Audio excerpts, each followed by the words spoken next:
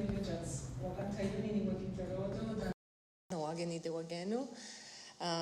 I'm Treena, Wasonti Delormier, and I also wanted to just present my mother, who's sitting at that table over there, Beverly Sky Delormier.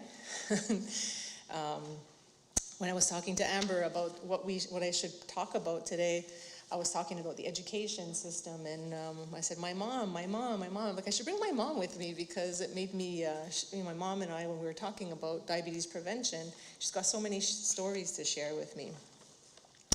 So I titled my talk, Type 2 Diabetes Can Be Prevented. Not can it be prevented, question mark, but it can be prevented, and my talk is going to revolve around that. So to start though, I wanted to read this story. Some of you might be familiar with it, and I'm adapting the messages to type 2 diabetes. So one spring morning, three sisters left camp with their buckets to get water from a nearby stream. The stream was narrow, but deep and fast flowing. The sisters were enjoying the warm weather and visiting as they walked to the stream. But as they got closer to the stream, they began to hear cries and screams. They were the cries and screams of babies. The sisters dropped their buckets and ran to the stream. To their horror, there were dozens and dozens of babies floating in the current of the stream. Many of them were drowning. The first sister jumped in and began catching and throwing the babies on the bank of the stream as fast as she could. The second sister yelled, "You're not saving enough babies," and she jumped in and began teaching the babies to swim so they could save themselves. The third sister began running upstream. Her sisters yelled at her to help, and she turned and hollered, I'm going upstream to see how the babies are getting in the water in the first place." So that story's been told to think about how do we address violence in our communities, like going to the roots, trying to find the root causes, but there's crisis happening. And we can say similar things about type 2 diabetes and the levels we see it in communities being a crisis, that something needs to be done about it. But we also need to understand and try to understand what's happening upstream that's causing so many people to need treatment. So that's where prevention comes in. So I wanted to talk about how we can keep the future generations free from type 2 diabetes. And I'm going to tell you the story of the Kahnawake Schools Diabetes Prevention Project, which started in 1994, so we celebrated 30 years recently. But it started before that in terms of having a project and a research project to look at that. I'll keep my phone close by, so. Okay. So in this slide, I'm showing just an article that appeared in the Canadian Journal of Public Health. Sorry, it was the Canadian Medical Association Journal that reported on the high prevalence of type 2 diabetes in the community of Kahnawake. And this was determined, how did we determine the rate in that time is they did a chart review. So in the hospital, because we have a hospital center on reserve, they selected the charts of adults, and the adults were 45 to 64 years old, and they found out that 12% of the adults in that age group in Kahnawake had type 2 diabetes. And 12%, they wanted to compare it to, the Canadian population or another population, but there were no statistics. So they compared that to white American population, and it was twice the rate. Remember, this was 1981, so we didn't have the statistics then. So they were concerned because people knew that there was high rates. A lot of people had type 2 diabetes. So then they looked a bit further, and they were looking at for those people who had type 2 diabetes that they found, they looked, did they have heart disease? Did they have stroke?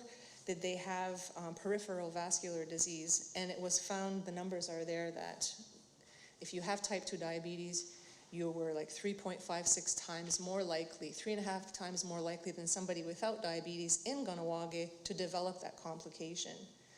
So if you had type 2 diabetes, you seem to be at really high risk to develop complications. Peripheral vascular disease is damage of your smallest blood vessels in the tips of your fingers, your kidneys, your retinas, tips of your toes. And so there was a concern, kind of like the concern about the babies in the water, like people are suffering from this type 2 diabetes and what we can do about it. So what they wanted to do is first they had to return the research results back to the community. So who is the they? I should have told you a little bit more about the researchers. There were 2 physicians from Kahnawake. One was Dr. Louis T. Montour, who was Kahaga from Kahnawake, and Anne Macaulay, who is a family physician who started in 1974 and has been still working with us. And they did that research. And part of the conditions of doing that research is that they had to share the research back with the community. So they presented the results a bit like I'm doing here today, and they had discussions. And what they heard was that, they wanted to do more research on complications to understand the babies in the water, or try to figure out how we can teach people how to swim or manage their diabetes. But the people said, it's too late for us with type 2 diabetes to prevent it. We don't want to do more research on how sick we are. We want to do research on how we can keep our population healthy. So that's where the idea of doing a diabetes prevention program with healthy people, with the children, came about. So I'm going to be talking a little bit more about that, but I also wanted to take a little bit of time to think about how we think about type 2 diabetes in our communities.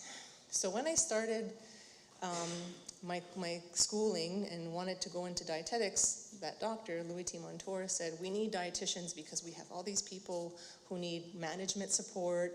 And I'm like, okay, I like food and nutrition, and I think I can do that. So I did. I became a dietitian. Very few Indigenous dietitians. Kelly Gordon's here, so we've been friends for a long time. But then I started to think about these bigger questions, like, why do some communities have more type 2 diabetes, poorer health, better health than other communities? Because why is it, we see this a lot with Indigenous communities. And that got me interested in public health. So public health is interested with the health of groups of people, health of populations, health of a community. It's different from clinical treatment, which focuses on individuals, which is important as well. But I was thinking, what's going on here? And how many of you have heard about the social determinants of health in health? One, a few, two. So it's the idea that where you live, where you work, where you socialize with your family, where you live out your life, the conditions, the environment shape you, shape your health, and that shapes also your community. There's a reciprocal relationship there, so the world is not influencing us to be a certain way. The way we are actually reflects back. So that actually fits with our thinking, Haudenosaunee thinking, or Ngwehongwe thinking, about things being dynamic and in interaction with each other in relationship. And it made me think of a story when I started my master's. I couldn't find a job as a clinical dietitian, so then I was invited to do a master's. And I had been working with the James Bay Cree in northern Quebec as an undergrad, going up there to learn about their food systems.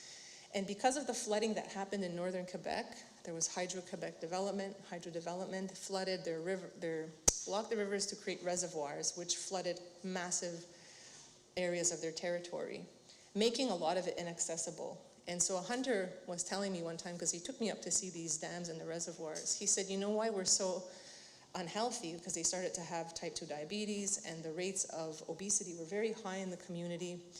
And he said, we can't eat the fish because the fish have mercury in it. So, it was very difficult. That's a very staple food for them, is to have fish.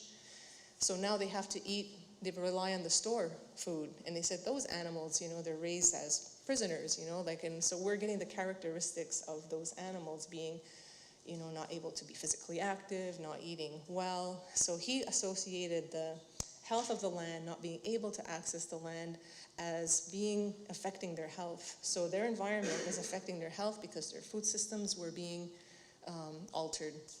So that's also made me think about, we have to think about where we live and create spaces where our people can live healthy. So the social determinants of health is the idea that, if we have food security or food insecurity, that's something that impacts our health. If we have areas to move about, to do recreation, that can, promote our well-being. If we don't have the same opportunities to be healthy, if we don't have access to enough food, to clean water, it's going to shape our health. So it's the idea that we have to think about what things in our communities, what social level factors are impacting our well-being. So it made me think about a lot of our history and, experiencing colonization for centuries and how that has impacted our opportunities to be healthy, given its violent past and what we've experienced. So I want us to keep that in mind as we think about, why we can prevent type 2 diabetes, but we also have to know we're working with a very complex community environment. And then the other thing I wanted to bring to our attention is I hear often, the idea that Indigenous people or Ngwehungwe people are, we're predisposed to get type 2 diabetes because we have this thrifty gene in us. So I want to know if you think this statement is true or false, that Indigenous people's genetics predetermine them, or us, to develop type 2 diabetes. Do people think that's true or false? True? False? True? No? So I'm hearing both. It's false. And I'll tell you why. And there's some pretty interesting papers, I'm not going to talk about it today, about how this has fueled the belief that we do have some kind of gene that backfires in modern times, making us not capable to live in a modern time. It started with the thrifty gene theory that was proposed by James Neal in 1962. And he has said himself that there's no evidence to support it. And the theory is to explain why Ngwehungwe people, not everybody, but why Ngwehungwe people have higher rates of type 2 diabetes. And he said, well, if you think about hunter-gatherers, they were chronically underfed due to these famine and feast periods. A lot of times there wasn't food around, and then there's a lot of food, so people eat as much as they can. And because of that, there was this selective pressure, like evolution, that selected those who were best adapted to that situation, which meant that metabolically they were good at fat storage for the time when there was famine, so they could survive. And it affected also blood glucose and insulin use. This was the theory.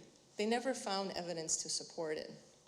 And he himself said it wasn't true, but even though he retracted it before he died, it's still out there, that belief that we have this gene that backfires. And now that we know more, since there's been genome sequencing, and I'm not a genetic researcher, so I'm not my area of expertise, but what we know now is that our genetics are more alike than there's no indigenous genes. What makes us different is that our social conditions of colonization have created conditions that make it very hard for us to be healthy.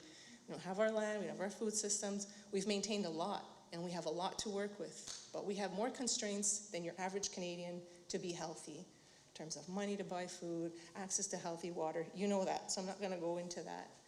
So this idea of thrifty genes would apply to everybody, every human being. And it is true, we are seeing higher rates of type 2 diabetes in all populations. It's not just Indigenous populations or Ngwehungwe populations. So there is no evidence to support that.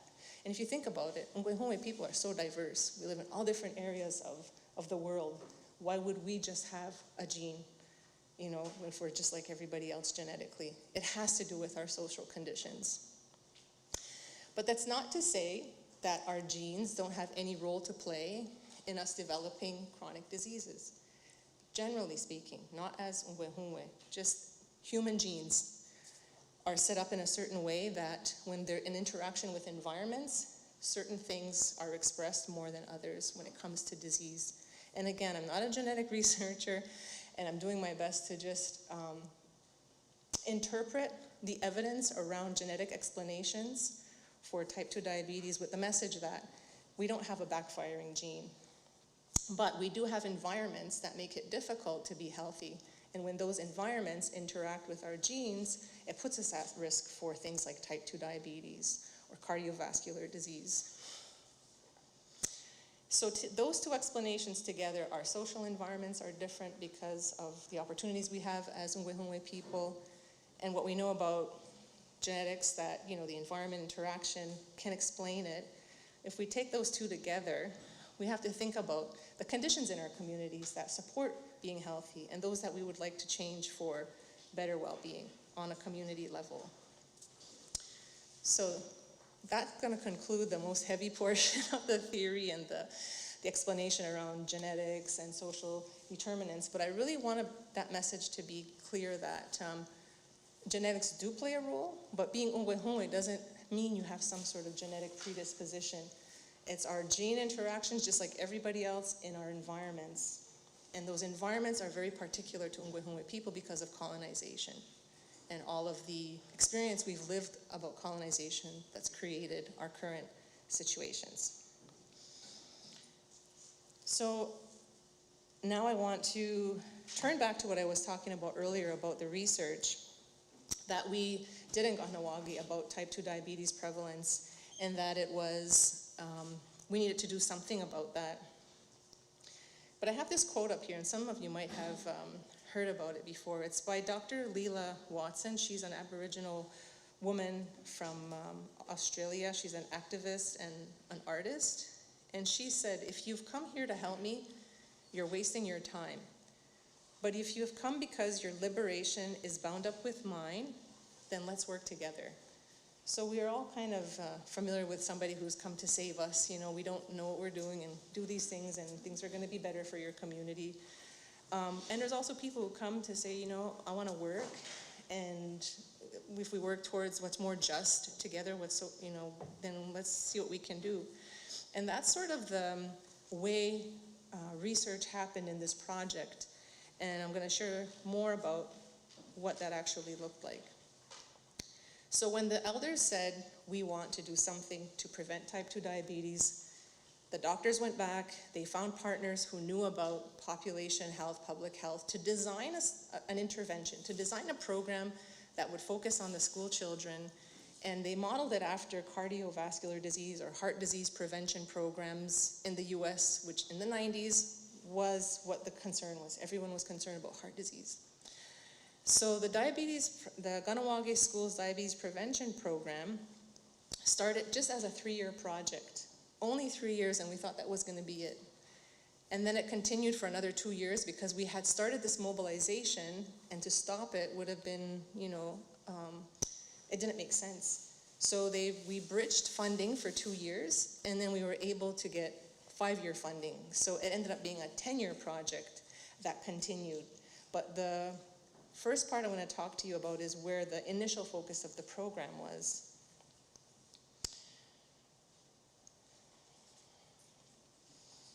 So the program set itself a vision statement that says, all Kahnawake are in excellent health.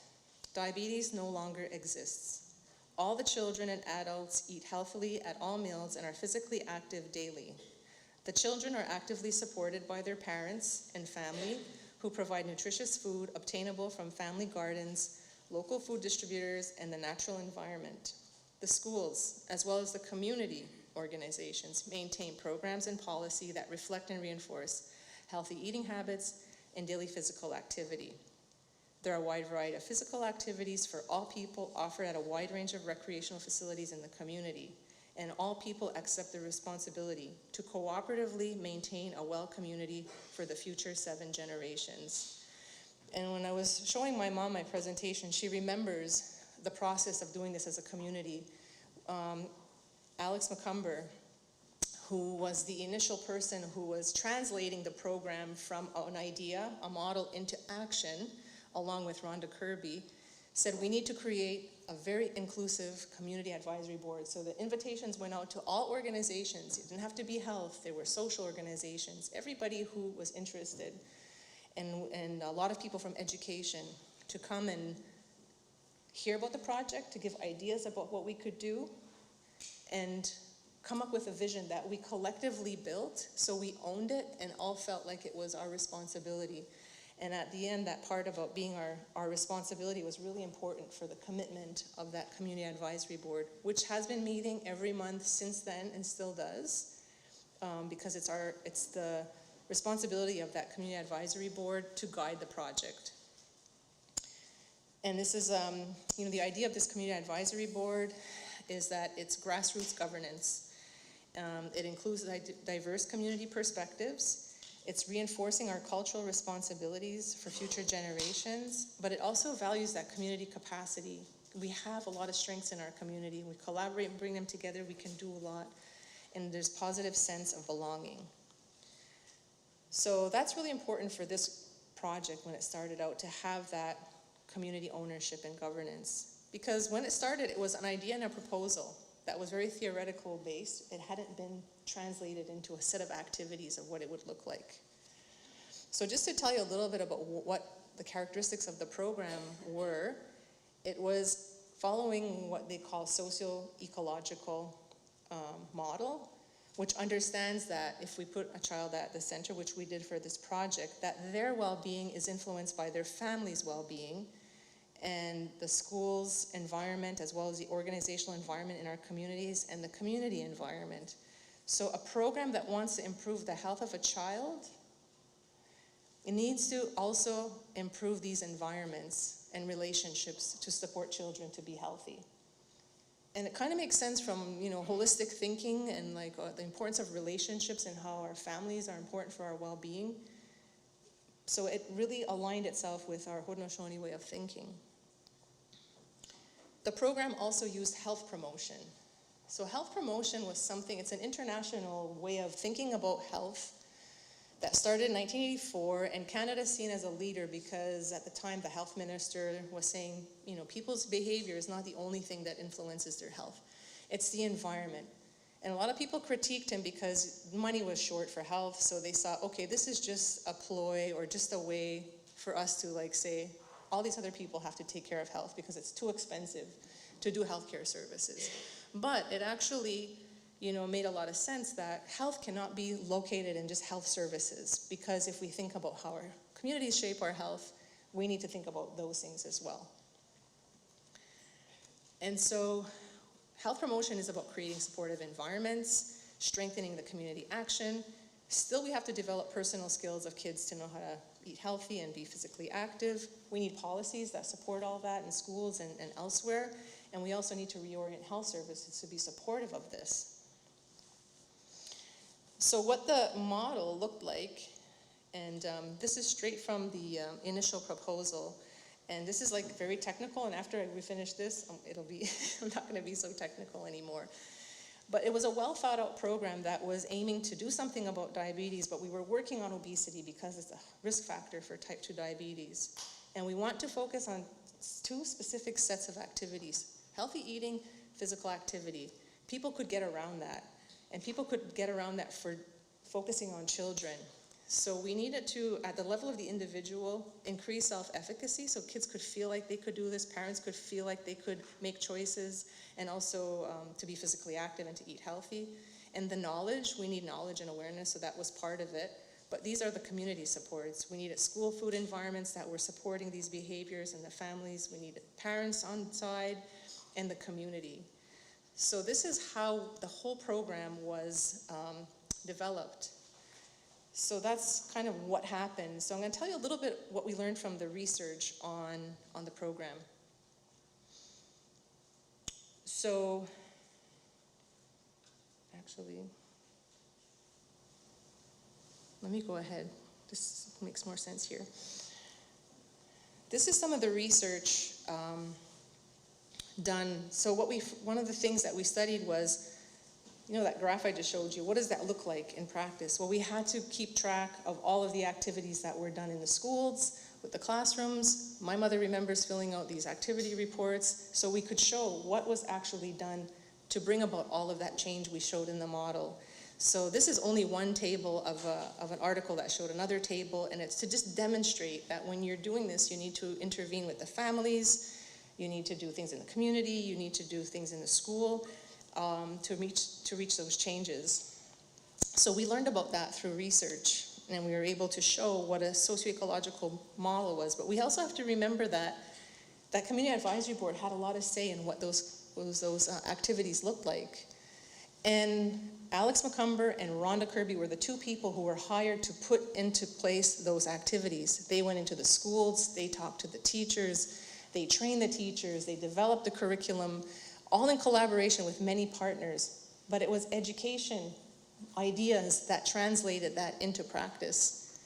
And it makes sense because health is very focused on the crisis and the treatment, right?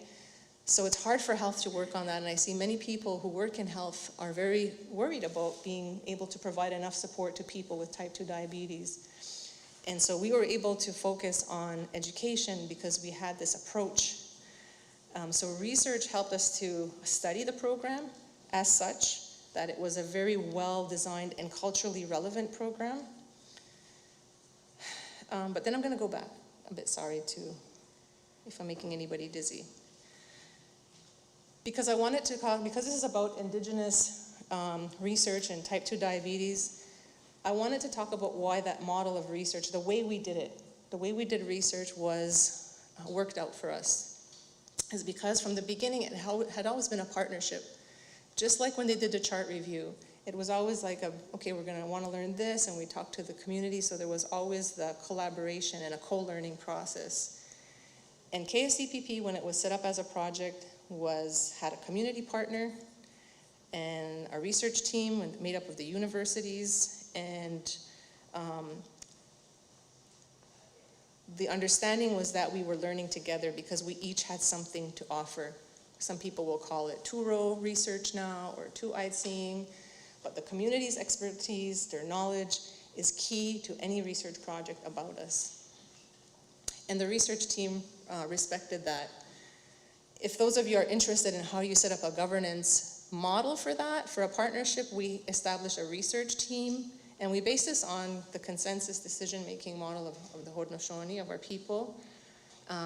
We had 3 groups. We had the well keepers, the people across the fire, and the fire keepers, who were the staff or the operational people who present the issues for what was happening with research to the research team, who was responsible for matters related to designing studies and interpreting research results, and issues get passed over to the community advisory board, who is the grassroots governance and who is speaking for the community.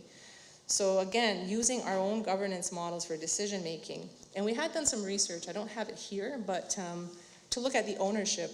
And over time, the community perceived themselves as the owners of this project. The researchers didn't, but they were fine with their role because they realized, where they were being respected for what they brought. And early on in the project, we developed a code of research ethics. And this was developed in '95, just before Canada's funding got restructured and Canada's ethics guidelines for doing research with people changed. And this, along with a couple of other models, were the only models around for how do you do research respectfully and ethically with Indigenous communities, respecting our self-determination. And that's because we were working on our decision-making. You bring everything you know to the table. We try to build understandings of each other's way of doing things and then move forward. It took 8 months to come to this agreement of how we would do research. And I can give you one example of what some of the conversations that had come up. So when we were doing the research project, people were very concerned because we were aware in the past of research that hadn't said great things about our people, actually said harmful things about our people from research because of the way they were interpreting whatever it was. Think of James Neal interpreting how we did things and what that led to. But the community said, well, if somebody writes something and we don't agree with it, we want to veto. We want to be able to say you can't publish that. And then the researchers said, well, and one in particular, she said, well, I get public funds to do research. The expectation is I do my studies, whatever I learn, I'm going to share that. I write it in a paper, and it goes out. My students are doing research to learn how to be researchers. I have to be able to say to them, you can complete your requirements if you do research with me. If the community says they want to veto a publication, that's your right, and you can do that. But if you do that, I won't be able to work with you because of the way my expectations are. And we didn't know that. So I remember these conversations because I was just a new researcher. I wasn't even, near the level I understand things now. And the conversation was, no, we're not going to have a veto.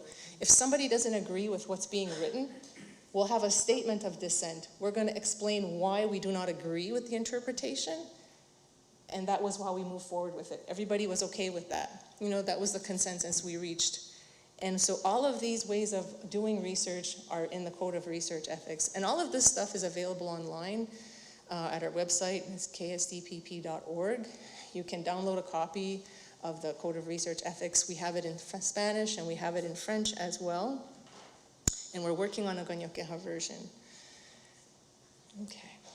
But in that code, the policy statements at the beginning are that our self-determination as Ganyokeha Gavgahnawage to make decisions about research is recognized and respected. And that the academic researcher's obligation to contribute to knowledge creation in their discipline is recognized and respected. So there's that mutual respect of different ways of doing things. And then we all agree that research should support the empowerment of the community to promote healthy lifestyles, wellness, self-esteem, and the Ganyokehaga responsibility of caring for the 7 generations. So the research should bring benefit to the community. So what happened? What happened? Did we have an impact on behaviors? It's not an easy, I'll share with what we found, but it's we realize it's a very complex set of outcomes that we were looking at. So we did, in the first 8 years, they did a study where they followed a certain group of children, the same children, over a few years, not many years, because it's very difficult to follow anybody in a study. But what we found was that there were some positive effects on skin fold thickness. So it's a way you measure fatness. And I don't know if they're using it so much anymore, but at the time this was the measure. So there seemed to have been a positive impact on the kids they followed for 2 years. But there was no other benefits seen on body mass index, physical activity levels, fitness, or diet. In the cross-sectional studies, this is where you take snapshots at points in time of what's happening with the same grades, because this was done in grades 1 to 6. I didn't mention at the beginning, I should have. So what we found there were mixed results. So after 8 years, if we took, for example, grade 4 children, the children in grade 4 at the beginning of the study, and then 8 years later in grade 4 were heavier. And their physical activity, fitness, and television watching showed favorable trends. So we saw increases where we wanted to and decreases where we wanted to, but they were not sustained at the end. So they had improved and then they went back to baseline. And we did see some changes in diet. So some key high fat and high sugar foods decreased. But we also seen the decreased consumption of fruit and vegetables. And that's probably because of fruit juice counting as a fruit and vegetable. And we did a lot of campaigns about juice being not having a lot of sugar. So people stopped drinking fruit juice as much. So that probably could explain what we saw. But overall, the thing was, it was mixed messages. And the same thing happened with this research. It got shared with over 20 organizations in the community. We shared the results of what we measured from all of those activities and to see did it have an impact. And the conclusion was that we had some early successes in reducing the risk factors for type 2 diabetes, but that these benefits were not maintained over time.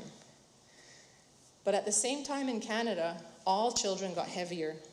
So, we might have been we were part of that change, that all the children got heavier, but maybe because we had that project, we didn't change as much. It could have been less, because we had this intervention. So we didn't see a decrease, but maybe we slowed down the increase.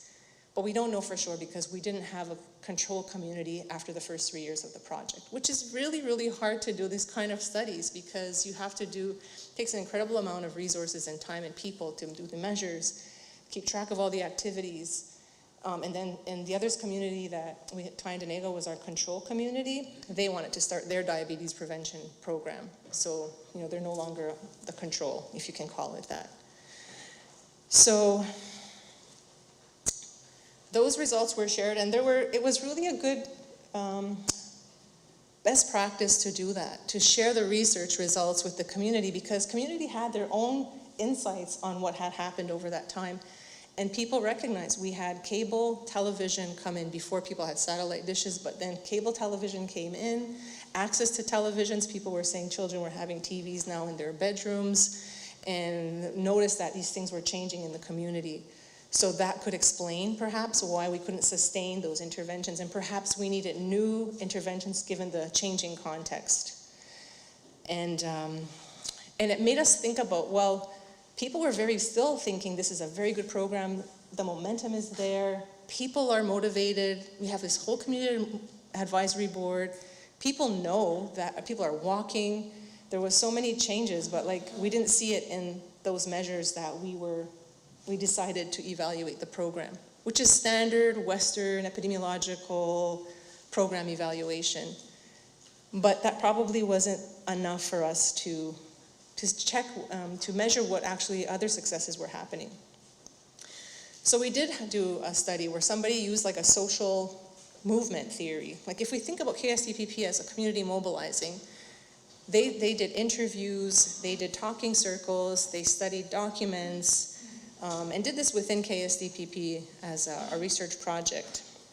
And what they found out was that KSDPP and how it changed the community was something that needed to be studied as well. But that wasn't in that model I showed you with all the arrows and boxes. There was nothing in there about community mobilization or change in the structures of the community that are needed. So what was found out was that KSDPP had created this incredible awareness of type 2 diabetes, that people, and then, were aware of it, that yes, they knew somebody who had it, but yes, it was an issue. And it also shifted norms and beliefs about diabetes in the community, because people believed now that you can prevent type 2 diabetes. Before, people thought if you had it, it was a death sentence. There wasn't really anything you can do, or you were predetermined to have it. But, now people believe that you could do something about it.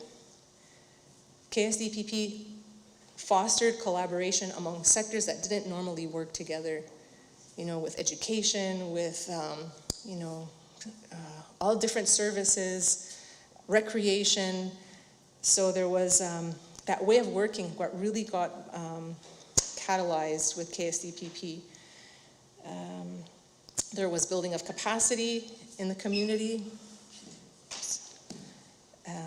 with skills and expertise in diabetes prevention.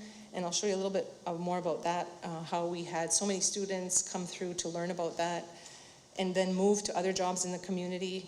We created a culture of collaboration and resource sharing among community organizations, so that when one organization was doing their November, wellness activities, everybody got invited. So we still have that model where it was collaboration among all the different organizations.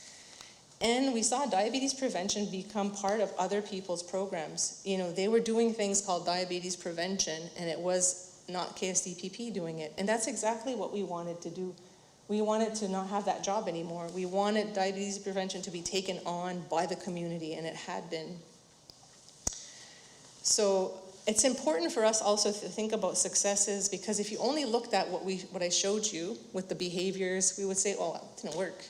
Kids actually got heavier. But when you talk to the community, and the community says, and they're still saying to us, where's KSDPP? We need to hear from KSDPP to remind us. But actually, there's a lot happening. It's just that it looks a little bit differently. So I just want to shift a little bit. We talked about how that project had an impact on the community, as well as what we learned from the kids and their, looking at their behaviors and such. But now I want to talk about KSDPP as a space where we were promoting or nurturing or having a place that we could do health research. And like I said, because we work with academic researchers, if you've been in that space or you're familiar with that, we all have students who basically are learning to be researchers, and through their learning, they collect data, we co-design studies. And so through KSDPP over the 30 years, we've had 6 postdocs finish their postdocs. We have 22 master's degrees. 9 of those were Ngwehungwe trainees. We have 1 master's degree in process right now, in progress. There were 8 doctoral degrees. I was one of those. 4 Ngwehungwe trainees, and we have 4 that are in progress right now.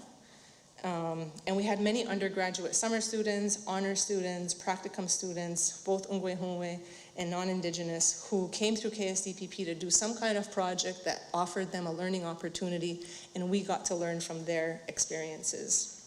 So that environment as well built the capacity for the community and then for those students. And it's very important for me to ensure that students who are studying health from my community feel like they belong, because when I finished as dietetics, I didn't feel that way. I was feeling like I'm here to help now, but there was no connection. And research was actually the place that I found stimulating for me, and I was supported in it. And that's not to say anything badly against Kahnawake. I probably just wasn't in the right circles, maybe, being in university. And KSDPP in the last 6 years has been the host for a Quebec NEAR, we call them, Network Environments for Indigenous Health Research. There's an Ontario NEAR, there's NEARs in every province and territory, and these are funded by the health funder CIHR to create these supportive environments for health research. And we use KSDPP because it has a good model for doing that, and we're hosting the Hadigunsun Quebec NEAR, so the face is yet to come, recognizing that research should support future generations. The face is yet to come. So through KSDPP, like I said, we learned a lot about what we can do, and we know now in the community that you can prevent type 2 diabetes. We've seen the community change. Every time new development goes in, there's walking paths that go through. That's a policy change now. Before, that had to be advocated so strongly. Again, my mother's kids in her class would write letters to the chief, we need walking paths. Those things have changed. There's policies in the school to promote healthy eating. But we also learned about the community dynamics that support health promotion. And then we've also had this opportunity to do research in a way that serves us, learning, but also building capacity. And all of that, and I'm gonna finish on a bit of my experience, because I was asked to share that, like how this impacted me. So if I didn't have that opportunity in my community, I wouldn't be standing here today. I wouldn't be at McGill University. I never even thought, like for a while I didn't even want to do research because I just saw everybody working way past 5 o'clock. And I was saying I didn't want to do that.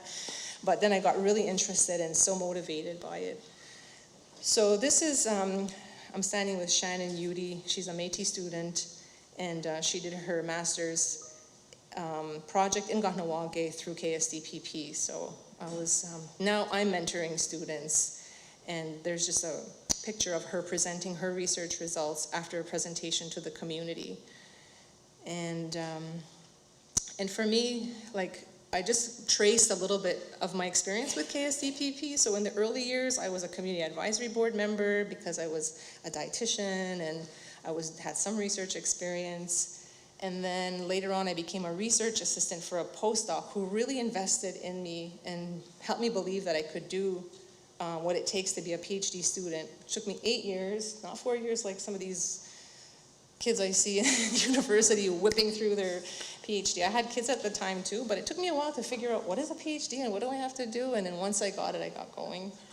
And then I did a postdoc, which kind of was weird because it didn't turn out the way I thought it was, but I did 2 really interesting projects that helped to shape me and give me confidence to be an independent researcher. And now I'm the scientific director of KSDPP, so my role is to make sure that we continue doing that good research. And I want to share a couple of experiences that I had that really mark me. When I was a research assistant, I was thinking about how our community forms, like how do I say this?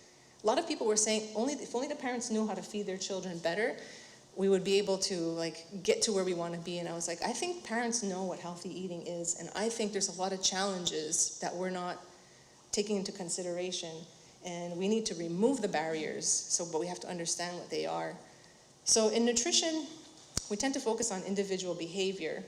There's not really many tools to think about how do we study the context, all those social factors that influence the behaviors. And so I created a theoretical framework based on sociology that allows us to study that.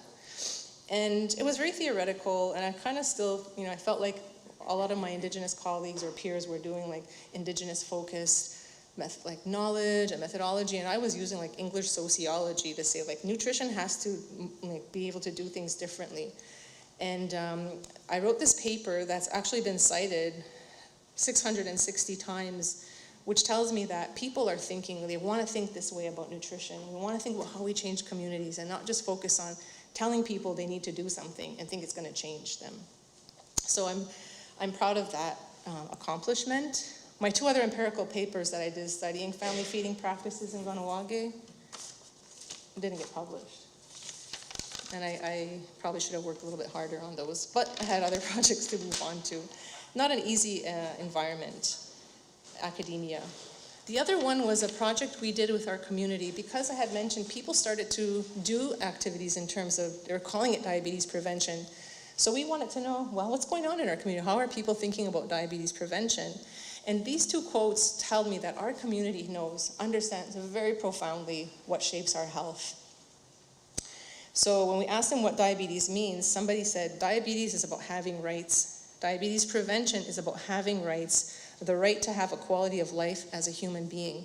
So if we talk about having adequate food, water, housing, if we don't have those things, it's hard to be healthy. So we can prevent diabetes, we can prevent type 2 diabetes by having our rights respected, and even to determine who we are, right?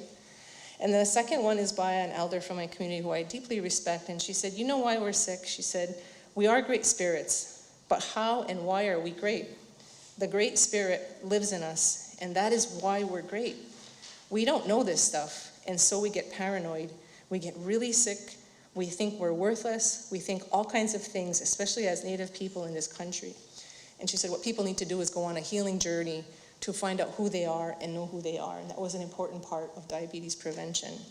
So we are expecting people to say, they have to eat healthy food and be physically active. But our community is way more sophisticated in understanding the social determinants of health. And so then I entered into academia now. I'm less involved with being on the ground in the community, which is the great part of doing a postdoc or being a PhD student. You can do all of your time on research. That changes when you do a role as a professor. And then all of the leadership roles that you're expected to step into because there's so few people who are Indigenous researchers. I mean, I see Amber nodding her head. We try to do a lot. We're expected to do a lot of leadership roles, often before we have the experience other people have before we step into those roles. So we take a lot of risk, but we do it because we believe in our communities. So just a few pictures to wrap up. On this side, I'm standing with Dr. Brittany Jock from Akwesasne. She was a postdoc with me, and then went on to get a job at McGill University, and this is our first PhD student that we graduated this year. The middle picture is an undergraduate and master's student working in the community of Manawan, so supporting other communities. And then that's just a picture of some of the students in my lab. We try to get out onto the land and feel good outside of the institution. So these are just ways I think about how KSDPP enhanced my capacity through training and research, to become a relational researcher, being a mentor, knowing about research ethics, valuing our roles and responsibilities, sharing our KSDPP FIRE best practice with who wants to learn about it, connecting with global researchers and leadership. So that's Ganahne Rice. She's a student in social work right now, and she was a summer student. And again, it's important, I want our students to feel connected to the community and what they're doing is useful, even if they're in school, because that can be very isolating. And then there's another undergraduate student who's interested in traditional food systems, and members of our team were sharing KSDPP in other communities, and Kathleen, who's sitting over there, is also part of that project. mentoring other communities to do the kinds of things that we did, but in their way that they want. So, you know, we do have a current focus right now at KSDPP to continue as a center for research and training to our community, continuing the community advisory board because that grassroots is really important, and to align ourselves more with our community wellness plan. So we're still going. And our type 2 diabetes incidence is declining, which is great news because people want to know, well, is this having an impact?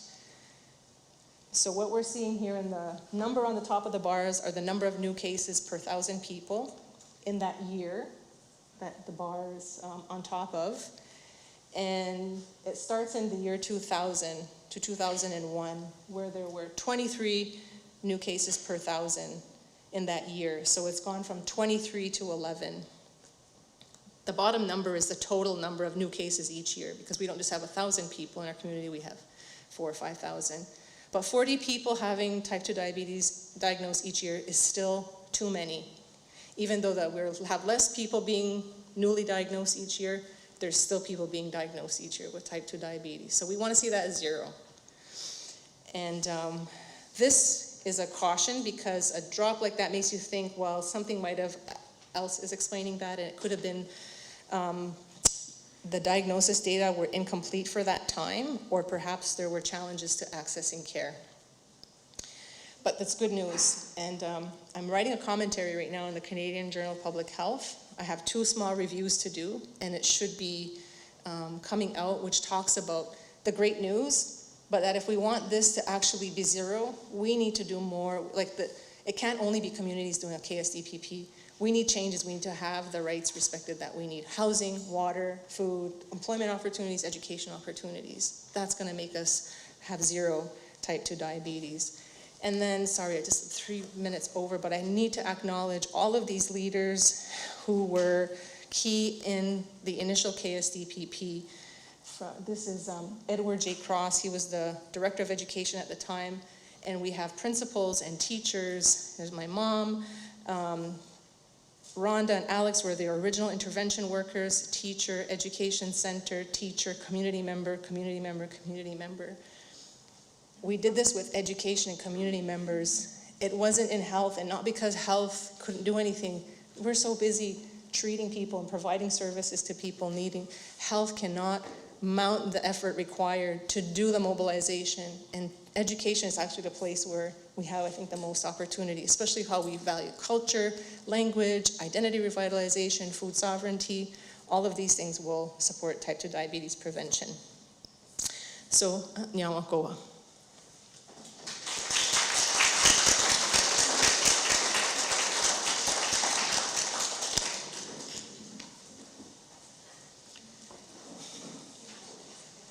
Yeah, that's fine. I'll leave it just in case I have to go back. Yahweh, Treena. Before we let Treena go, I just wanted to see if anybody had any questions for her. Yes. Oh, sure. I should bring you a microphone. Oh, yeah, you can.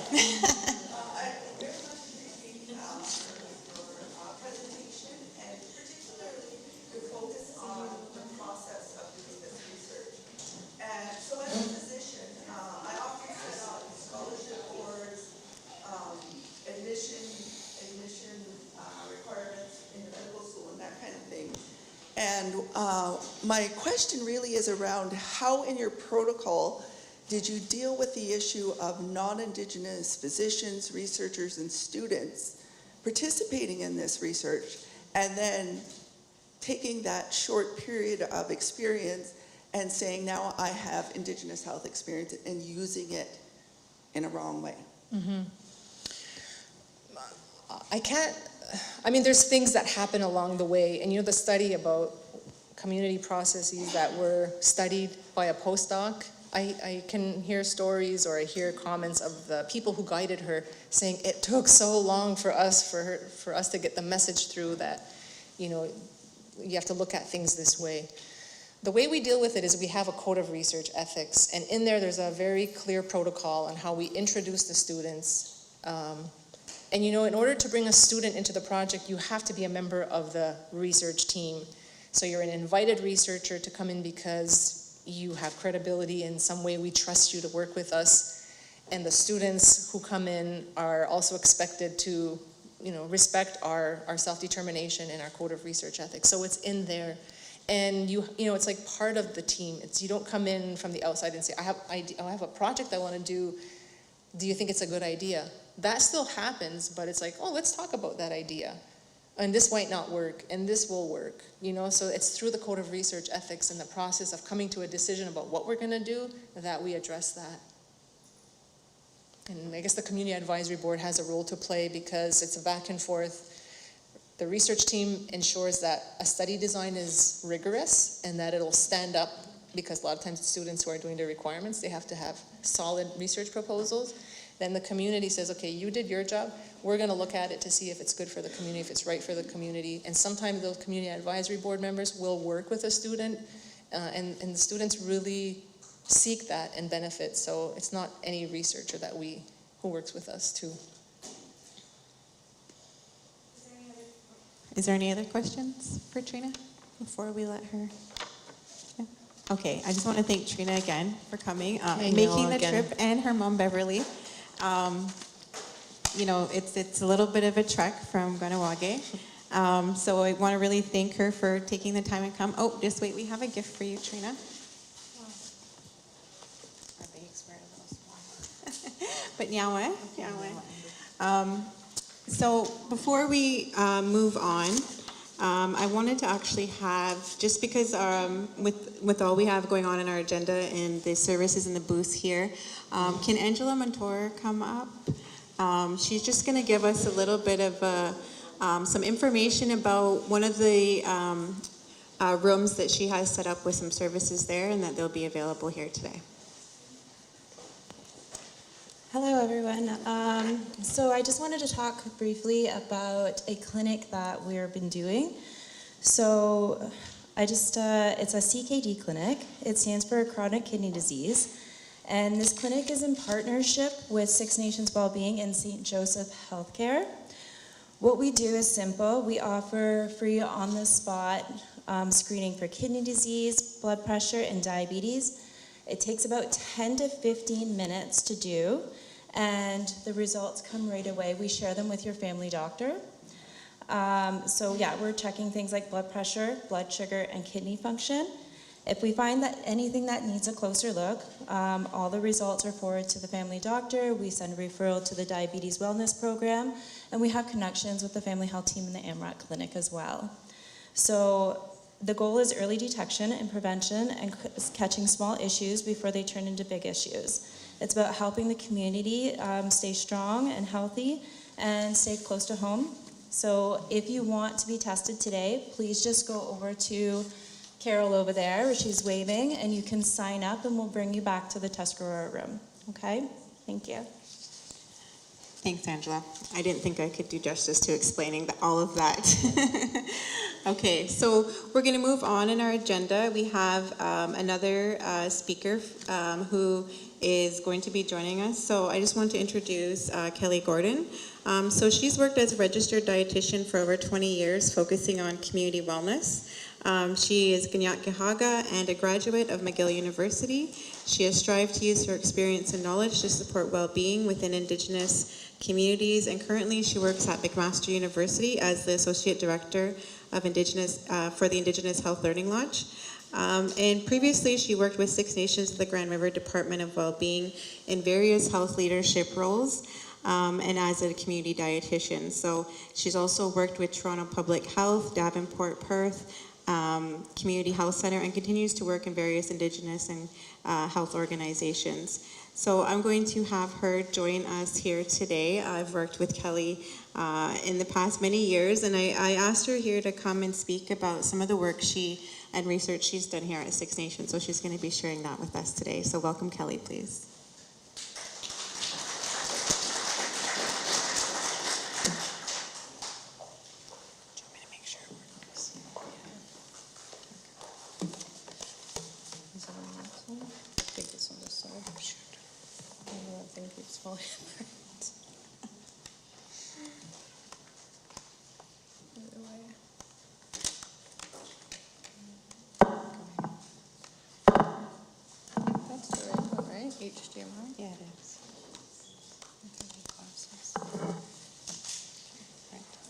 says my whole life on it. Perfect. Stego se Wagoego. Good morning. It's so nice to see so many familiar faces and to be joining you this morning. And I just want to say nyawa to Elin for the opening and starting us off in a good way. And it's such a pleasure to join the conversation with Treena. I've known Treena Delormier for many years, and she's been one of my mentors as another Indigenous dietitian. There's not a lot of us. And it's also really exciting to have two Indigenous dietitians leading these conversations this morning. So good work, dietitians, and the rest of them that are in the room today as well. So I'm just going to start by talking a little bit about myself. Nyawa Amber for inviting me here and also for the introduction. So as Amber shared, I'm Mohawk's Bay of Quinte on my dad's side and mixed settler on my mom's side. So a mix of French, Irish, Acadian, and Scottish. I'm a mom to two teenagers, so those are my very sport-involved children, Francis and Archer. I spent many years working in this community and have learned so much and hopefully offered so much throughout the 15 plus years that I spent working within the community of Six Nations as a dietitian and as a health leader. And I now spend my days working with McMaster University. So it's interesting going from the health sector to the education sector. And Treena shared, like the education side is where we can help really influence and inform and create and promote change in this work to help support the wellness and encourage well-being within our communities. You know, the one picture there is one of my last days actually working here on Six Nations, and that was us gathering medicines with the traditional medicine program, and it was such an honor to spend time with that team and some of the folks like Pat who are in the room and Eunice, just learning about our traditional medicines and being able to collect and have those available for community members. And the bottom picture is our group of knowledge helpers at the Indigenous Health Learning Lodge, so knowledge helpers from this community and Mississaugas of the Credit that help to support and guide the work that we're doing at McMaster. So just a little bit about the Indigenous Health Learning Lodge. So we are really like a resource and a support for the Faculty of Health Sciences. So I like to say we're there to help inform our students, learners, faculty, and staff to work to best prepare our future healthcare providers so when they come and work with our communities, they're working in a good way. So again, how are we supporting curriculum? How are we supporting and informing research? How are we supporting knowledge translation? How are we really supporting our Indigenous students and learners to ensure success? And how are we enticing new incoming Indigenous learners from youth and high school and elementary schools to pursue and think about health careers?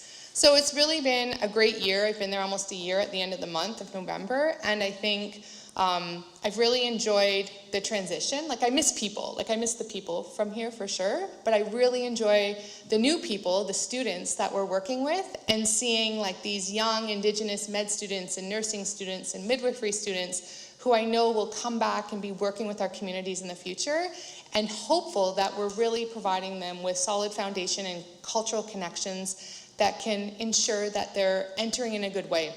And not just our Indigenous students, but we know that we have many non-Indigenous healthcare providers, so how are we supporting them in their academic journey for if they are going to be coming and working in our communities to do that in a good way as well.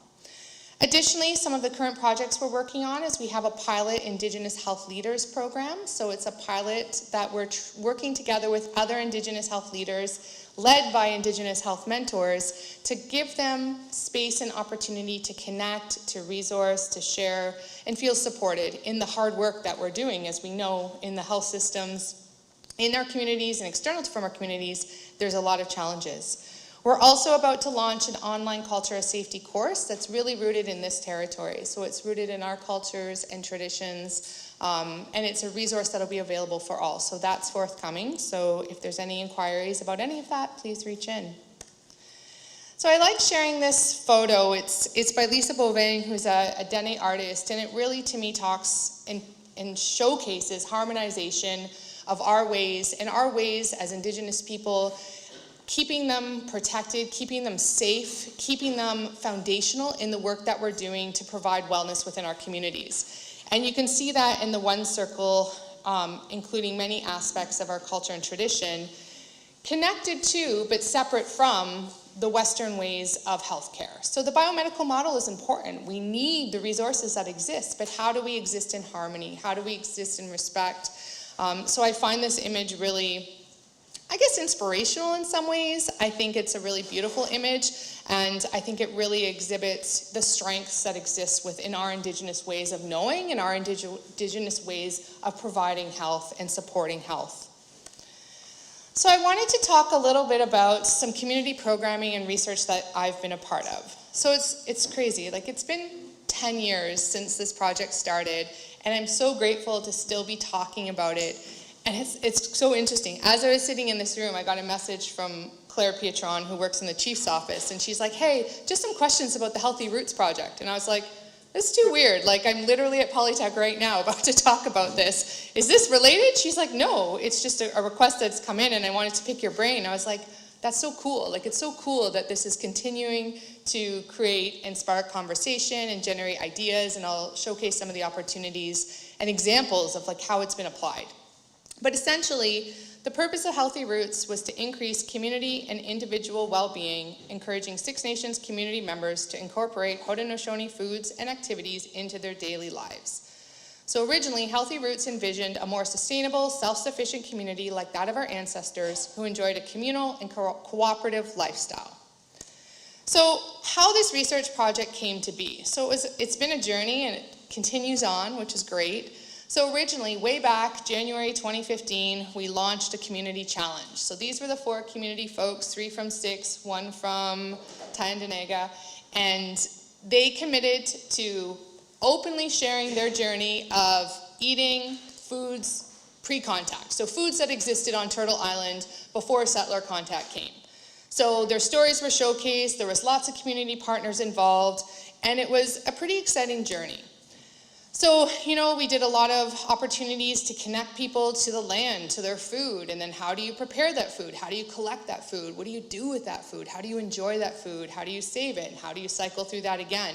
So we did a lot of those sort of workshops, engaged community, brought in those that have these knowledges, you know, from their own families, and tried to share it and bring that information together. Lots of cooking, so growing together, cooking together, getting people comfortable with like, here's ways we can integrate our live corn. So there's lots of corn on this territory, so how do we process it? How do we prepare it? How do we enjoy eating it in different ways? There's some ways that many folks are familiar with, but then we're like, what are some other opportunities? Movement, right? So we talked about not just the food, but the activities around the food. And what was so interesting, I remember one day we were doing a corn harvest at one of the flint corn fields that was offered to the community. And, you know, someone came up after and they're like, holy heck, like, I was out here for the morning and I did like, I can't remember, let's say 5,000 steps or something. And I was like, wow, like, that's great. They're like, I didn't think I could walk 5,000 steps. If I went to the blue track and tried to do my 5,000 steps, which is almost 5K, or half of that, maybe 3K, they're like, I don't think I could do that. I said, isn't it interesting that when you're doing it by busying yourself, by, you know, in the relationship with your food, collecting your food, you're with friends, you're learning, you're sharing, it feels really different. So it was a really cool piece to like, how do we integrate our movement in our foodways? Because traditionally, like, our lifestyles would have looked so different, right? Like, we wouldn't have been, you know, sitting in our cars and sitting in our offices, and our food would have been part of our lifestyle, right? So it was so neat. So we're looking at, like, how do we reflect upon that? How do we reintegrate that? How do we revitalize that into our everydays? And that was part of the Healthy Roots Challenge. So, you know, gathering foods, being on the land, traditional games, like our ceremonies, all of those things move our bodies, which is part of this, right? So it's not just the food and the sustenance, it's also that connection to our movement as well. So what that led to was a really cool opportunity for community to say, you know, I did that Healthy Roots Challenge, or I watched those people do that in the paper, and they were reporting really substantial changes. Like, they were saying, like, my life completely changed in a short 3-month period. You know, I decreased my medication, my relationship with my family got better, I started learning my language, I sleep better, I'm like, you know, I just feel more alert, my mood is improved, like, all of these things. And we're like, whoa, like, this is just from 3 months of trying to eat foods original to this land and moving our bodies more? And we're like, yeah. So then we did it again the following year, and we had a larger group participate. And after that, participants were saying, okay, wait, like, what's really happening inside my body? Like, you know I feel all these things, and that's great, but I'd like to understand what's actually changing. So from that, it's a true like community-driven research question. So we talked about that, or Treena shared about that. It's not about, you know, a researcher coming in and say, hey, I want to look at the impact of white corn when you eat it. Let's do a study. It was like the people participating saying, hey, McMaster, can you help us? Because we want to know what's happening in our body when we're eating these foods and doing these things, because something's changing and we feel really good. And we have access to science and these research folks. So like, let's partner up. So what we did is we built on a partnership that was already existing and a relationship that was long-standing with a team that we trusted at McMaster. And, you know, the questions were like, what's happening inside my body when I eat these foods? What is making me feel so good? So we partnered with Mac, and then what we did is we designed a study based on kind of what we were seeing. So essentially, we had 22 people who signed up, who agreed to be part of the study. And the first part was, you know, they did a bunch of tests to test their blood, their urine, stool samples, food diary, the MRI, so a full body scan, and a health questionnaire. And then they went about their regular life, and then they did it again, the same people. So they were their own control. So sometimes you have a group who's a control group and a group who's the research group. We didn't do that. We said, you do, we'll test you if you're willing. So these people said, yep, let's go. Then 3 months later, we did it again. So we had a bit of a baseline. So what did it look like in those 3 months before we intervened, or we started this sort of diet, I guess, or the foods that we're going to eat? And then we had a 3-month intervention or healthy roots period where folks then committed to eating foods of this territory. So the first 2 challenges were a bit more broad, just like pre-contact, foods of Turtle Island. So then part of that journey was really like, okay, let's focus in a bit more to our Haudenosaunee foods. Like, what are the foods of this region, these territories, and how do we learn more about these foods, and how do we then create this sort of plan where we want people to eat foods of Haudenosaunee territory. So again, in partnership with lots of community members, so Rick Hill and Chandra Miracle had a huge part in designing this Haudenosaunee food list, and we're looking at foods from the water, foods from the sky, the fields, the garden, the meadow, all of the foods that would have been original to these territory that sustained in a good way our ancestors. So the folks who signed up for those 3 months said, yep, I'm going to do my best to eat foods from this list. And it wasn't easy. It was tricky because, as we know, like we live now, we don't live hundreds of years ago, so our food systems look really different, right? So with this list, folks were really trying to eat the best they could according to it. They kept track of it, they had lots of support, we did lots of workshops, we provided them with items of the food, so giving them these food baskets every other week so they had support, right? So we know that accessing our Haudenosaunee foods is one of the biggest barriers. There's been lots of research done in the community, and folks are saying, yeah, I want to eat those foods, but like, how do I get them? I don't have a hunter in my family. I don't have money to buy those foods because sometimes these foods are a lot more expensive if you're trying to get them. So accessing these foods we've recognized is a challenge. So for part of this project, we provided the foods to folks, did cooking classes, brought them together to do batch cooking, bulk cooking, all of that. So what did we find out?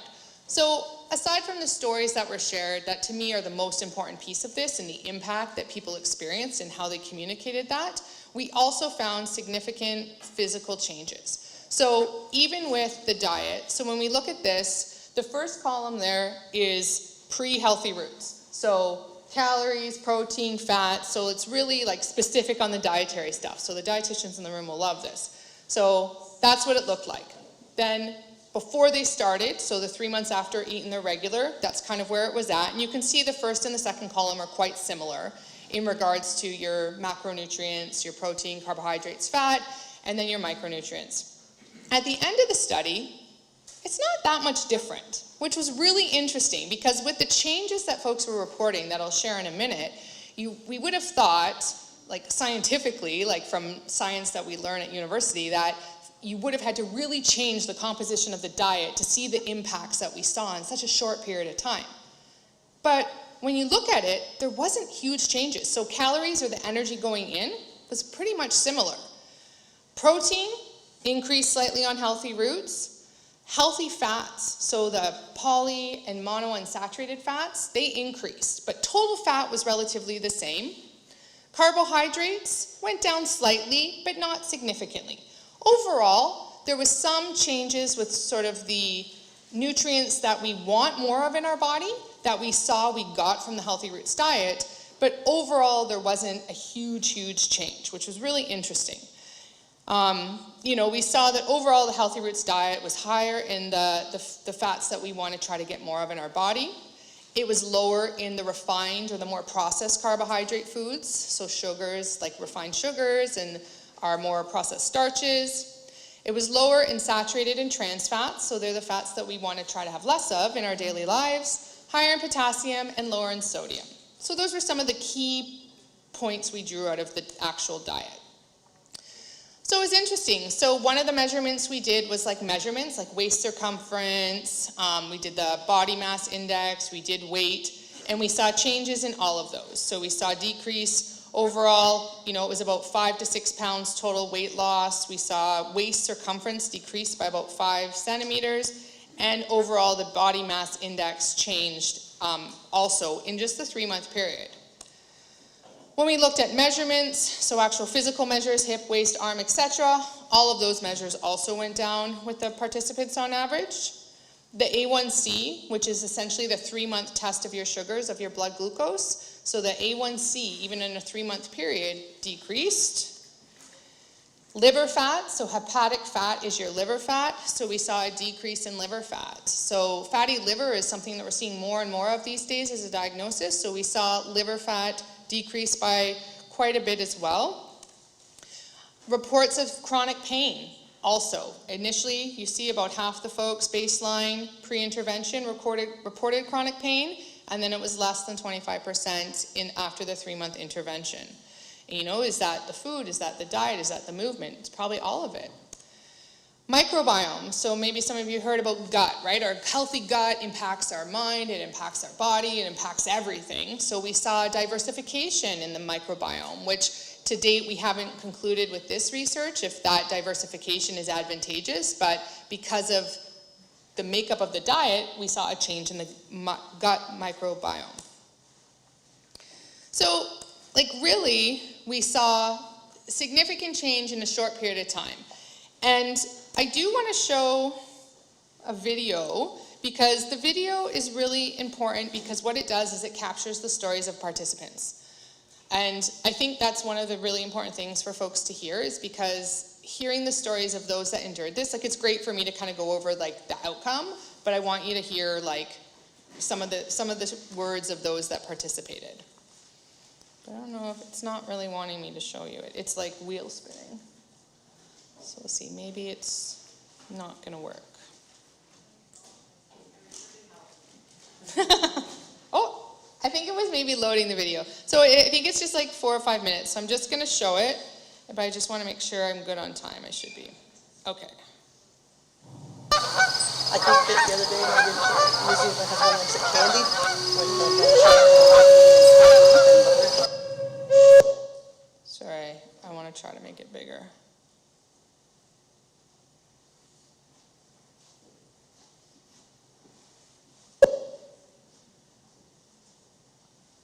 I might not make it bigger if it comes back on.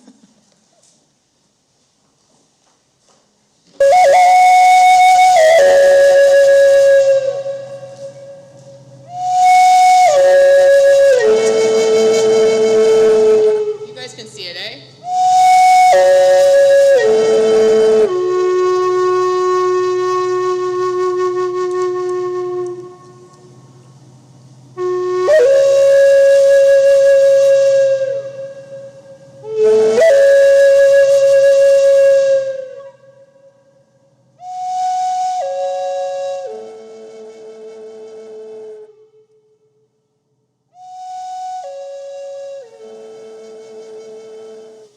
When I look back, I would like to say this was as natural as what my ancestors ate a long time ago.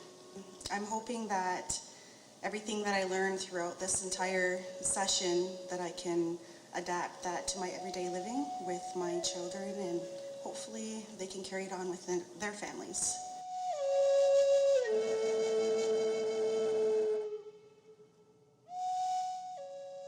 I guess it's slowing me down.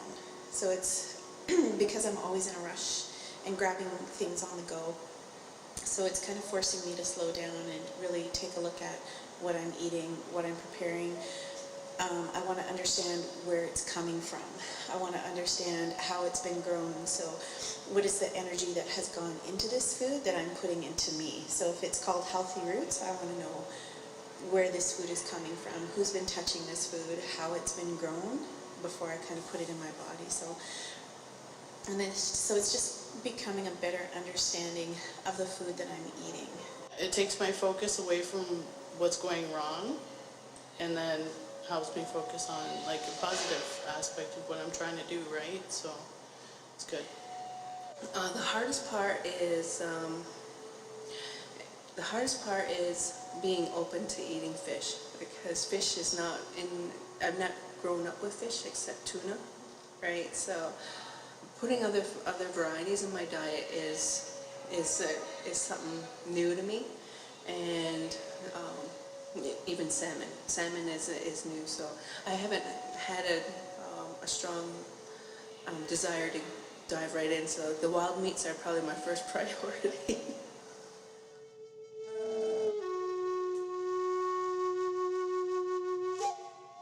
It's been really nice because it hasn't been just about the food. For me, it's been a really spiritual journey, learning how to cook for myself, and I think a lot of the thought process that goes into preparing the foods, and I feel like you can't prepare a huge meal if you're not feeling good, or if you're feeling upset or something. So I think it helped me.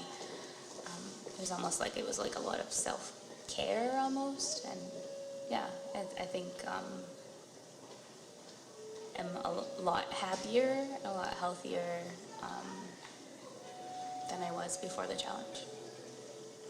We were having a discussion at our table, and Michelle was talking about being healthy roots hungry and being fast food hungry. And I'm like, well, what do you mean? What's the difference? And I said, well, that's really interesting, and I didn't even think about that, but like, I wonder, like, what's the point of that?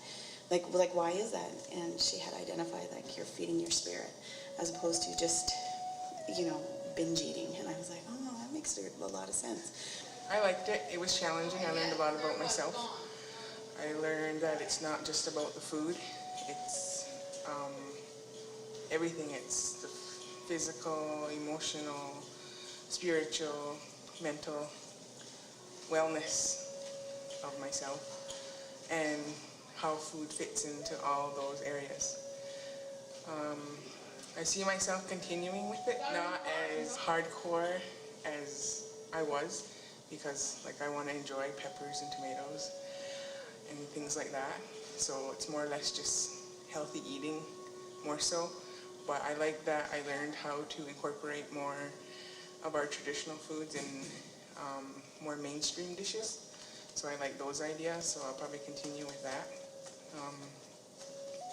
I'm cooking. I never have cooked in my life. I'm cooking all the time, every day. Like, I'm freezing food, I'm gardening, so I'm doing things that I've never done before and that I enjoy doing, and that help bring me balance. So, I mean, medically, I don't know what it's done, but spiritually, it's just accelerated me spiritually, which has affected me emotionally. And again, physically too, right? Mm-hmm. And mentally, so more clarity, more confidence, self-esteem, energy. The food made me kind of reconnect with who I am, but also changed my whole kind of outlook on everything, really. Because once I started feeling better, like physically, then like mentally, emotionally, and then that spiritual component came in. So that was kind of, I knew it was going to happen, but I guess I just wasn't prepared for how much of a change it would be. I'm really grateful that I did the Healthy Roots. It's taught me a lot about who I am in every aspect of who I am. So I'm really grateful. I think anybody can be successful on the healthy roots if their mind is there and their heart.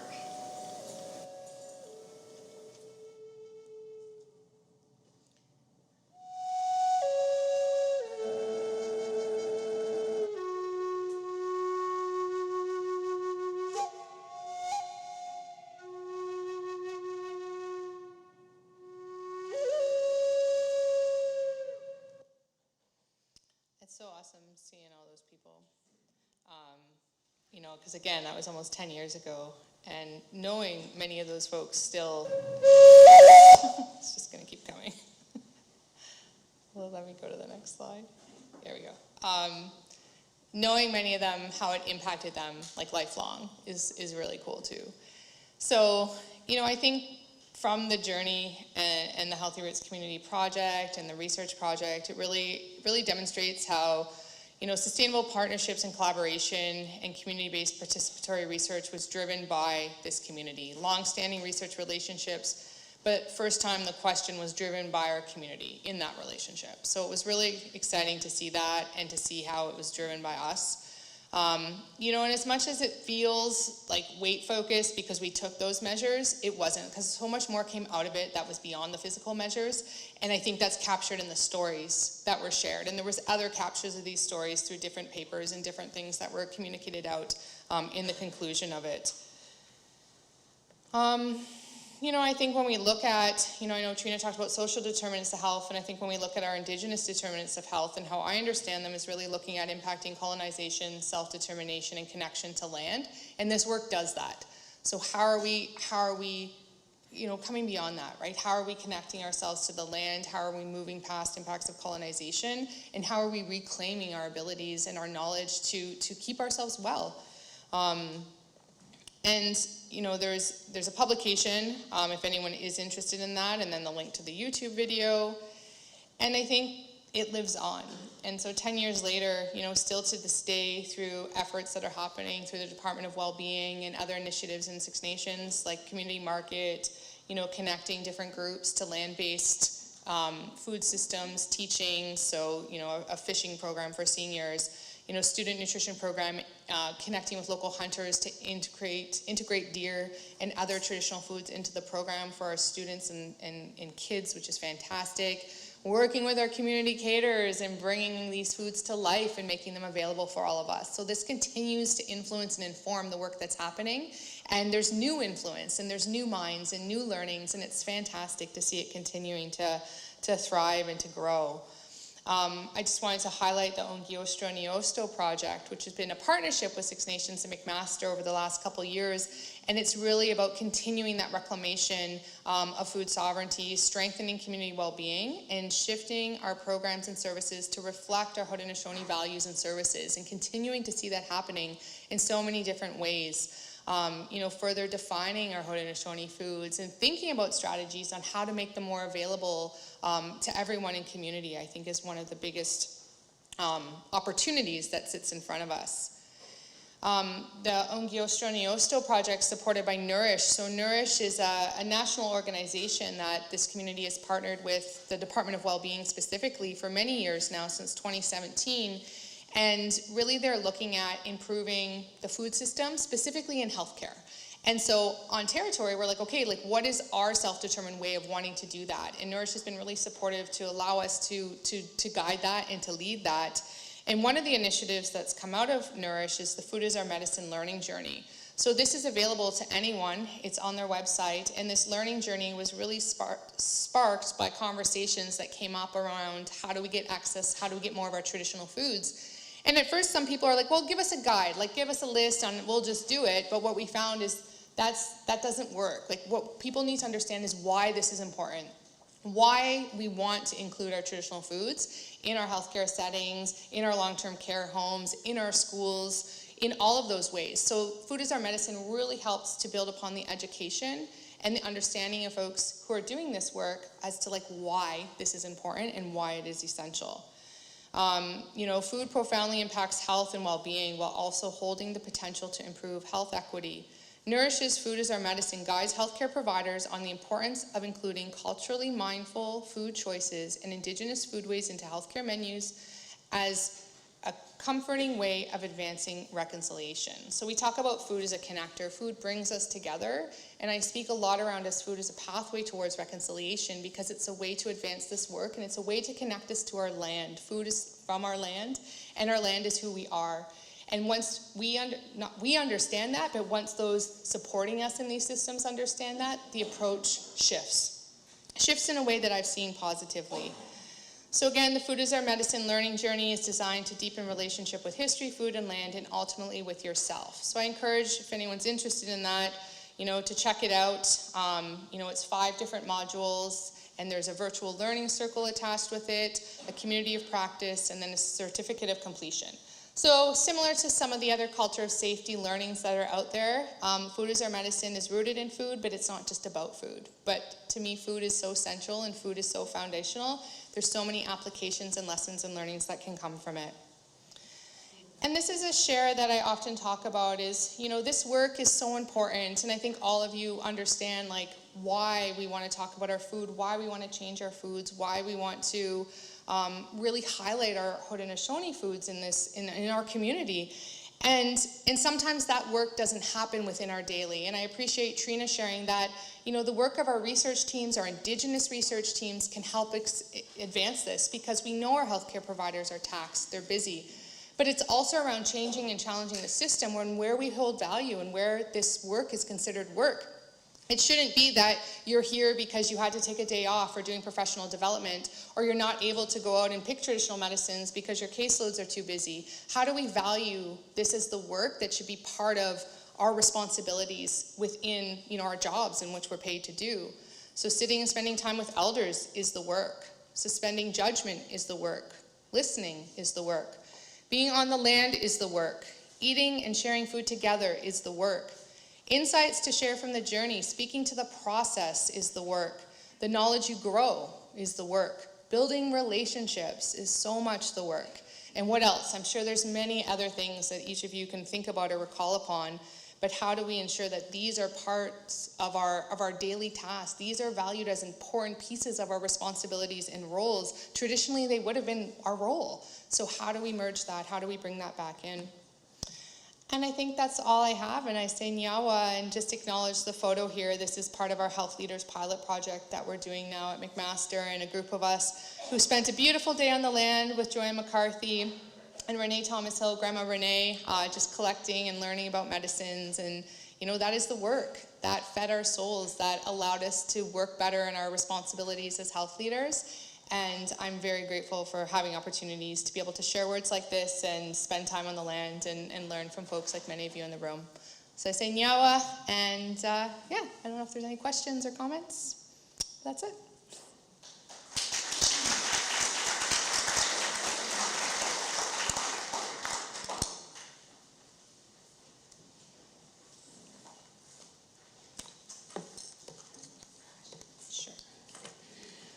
Now, Kelly, I just wanted to see if there was any questions for Kelly before. Is anyone a Healthy Roots participant? I know there's some in here. Do they want to share anything about their experience? No pressure. No pressure, Pat. No. No question. Treena. Oh, there we go, Treena.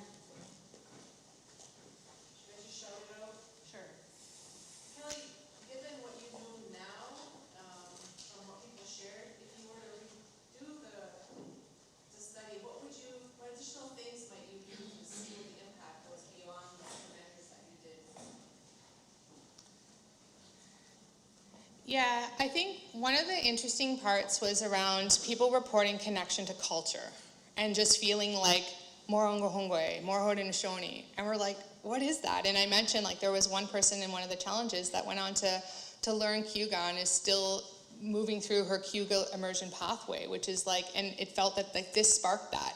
So it was like that connection to yourself and to your ancestors through food, which brought this identity thing forward. So I would love to dive deeper into that to understand what is it through food. And we know food is so relational, but just to hear more of the stories on like how that connectivity to the food really grew and strengthened identity. And I think that's really cool, because I think what we see is that as our identity strengthens and we think of our well-being, like it really advances our wellness. Like if you're feeling grounded and rooted as who you are as a Haudenosaunee person, like often, like in many cases I've seen, people feel good, right? And it supports their wellness. So I'd love to like dig a bit deeper into that. And I know Denise McQueen's talking a bit more around identity and culture and food this afternoon, and it would be neat to kind of hear her thoughts on that and some of the work that she's researching on as well, and perhaps even like what's happening here at Polytech. But I think that area would be really, really interesting to understand deeper. Yeah. I really enjoyed your presentation. Thank you very much. And a family member of mine actually works on the NURSE project, so I really believe in the work that you're doing. And I really enjoyed that last slide where you said this is the work. And I think as Western trained healthcare providers, how do we get the people who are designing our roles to understand that as the work? And that's both within our own communities and in Western organizations.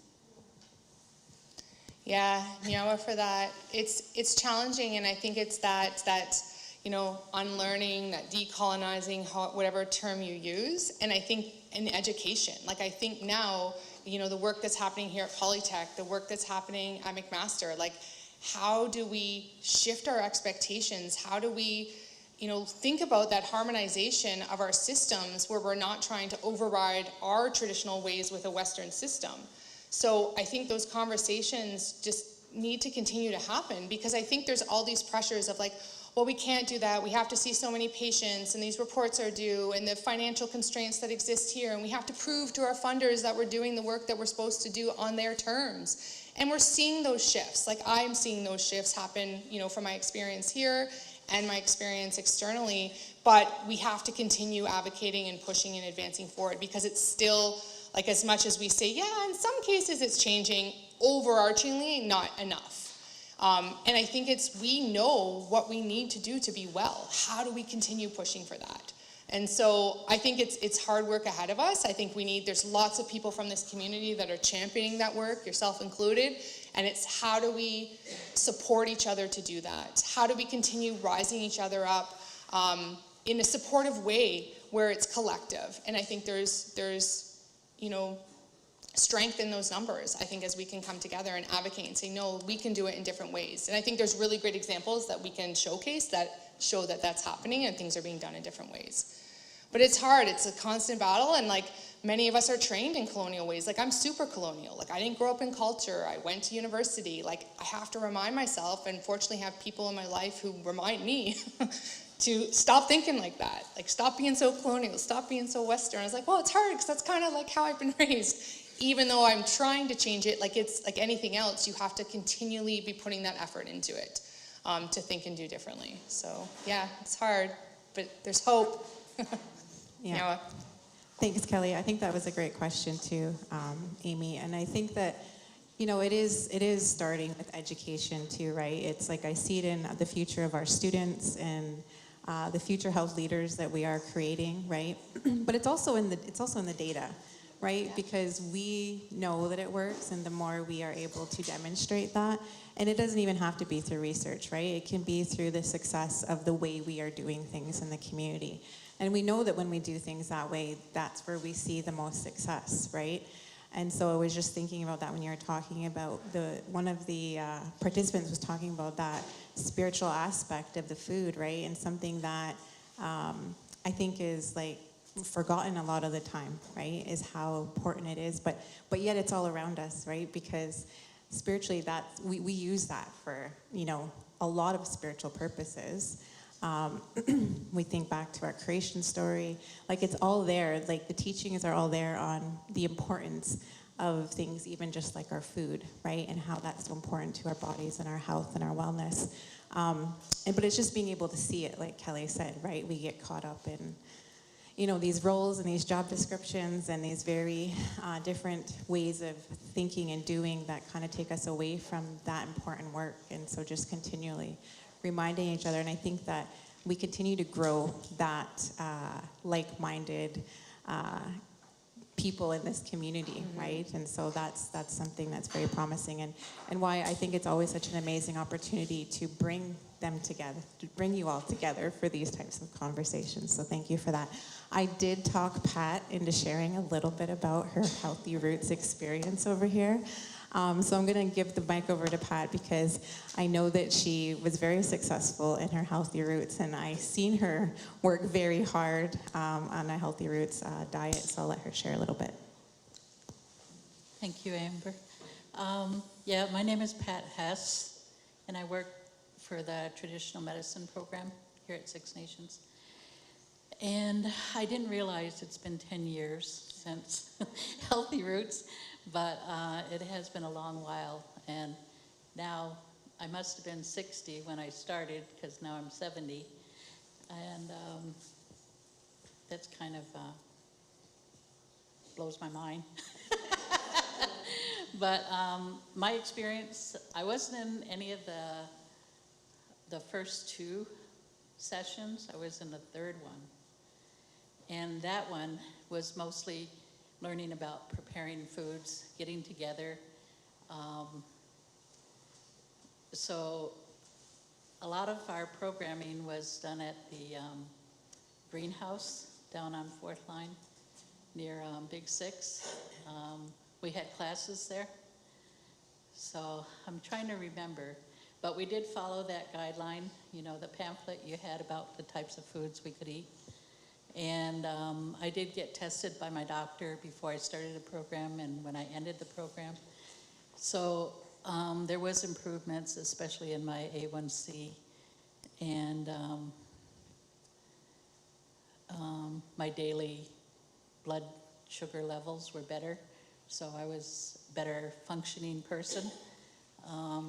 Even I noticed the brain fog kind of went away, you know, but the thing of it is that once it ended, I didn't carry on with that type of menu. And that's my biggest regret, is not carrying on.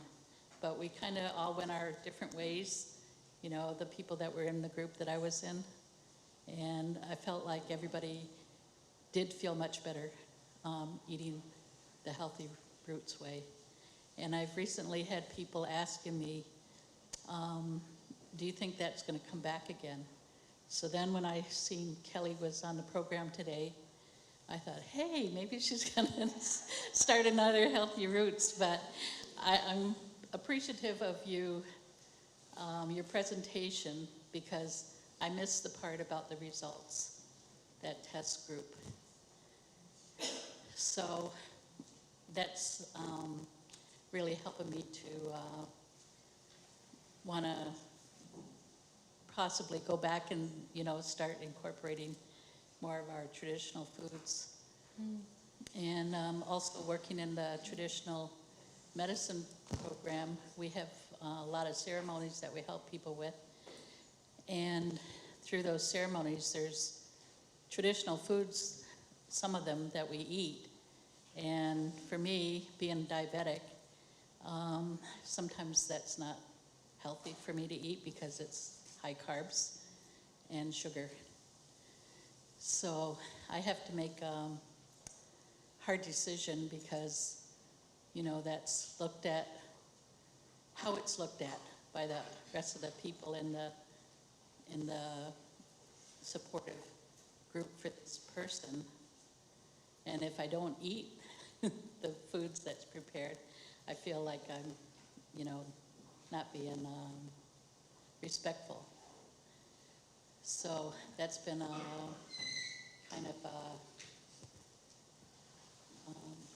hard for me anyway to do, because once I do eat, like say if it's a mush, roasted white corn flour mush has bacon in it and maple syrup. It's very good, but you know, you just want to keep eating more of it. So, but it does raise my blood sugars when I do that. So that's been a struggle. But I'm very thankful that I heard about the Healthy Roots and that I participated. So, Yeah. yeah. No, just a quick comment on the, oh yeah, give her a hand. On just how, like you said, it ended and everyone kind of went their own way. And I think what we saw is that sense of community when, you know, traditionally we would have had so much support in our foods and collecting our foods, hunting, harvesting, processing, eating. We would have done this communally. And that supportive system we saw during the challenge, but then when it ended, like things kind of went back in their own way. So yeah, I think how do we create that sense of community around our foods, because there is a positive impact in that supportive feeling. I think Jan has a question there too. But Nyawa, Pat, for sharing. And you can bring it back. Start it up. Oh, Amber's just behind you there.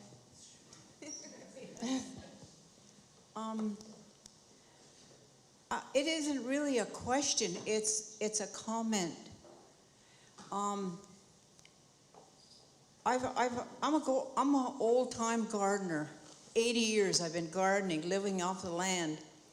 And I've always been interested in the cooking part of food. And I just finished 3 years of traveling with 8 Indigenous women. Most of them were from the Southwest. And in the Southwest, they cook most of their food in pottery. Pottery cooked underground. And what I realized is that we used to cook like that here too. I remember my grandmother cooking in a pot underground. And so, through their research in cooking and pottery, this year I've been doing a project with McMaster in their archaeology department. And what they've realized, the same thing, is that when we cook our food in pots underground instead of aluminum or iron, we can then scrape the residue of the food off the pot years later, and we can determine what vitamins were in the food that we cooked. This is a real breakthrough in health in what we're doing this year, is to determine the vitamins that we cooked. So that's the project we're doing this year with McMaster's. I'm cooking the food, the Indigenous food, and Santi Smith is doing the pottery. She's doing the pottery, and soon we'll be cooking the food underground. Awesome. And then the two researchers are from Vancouver.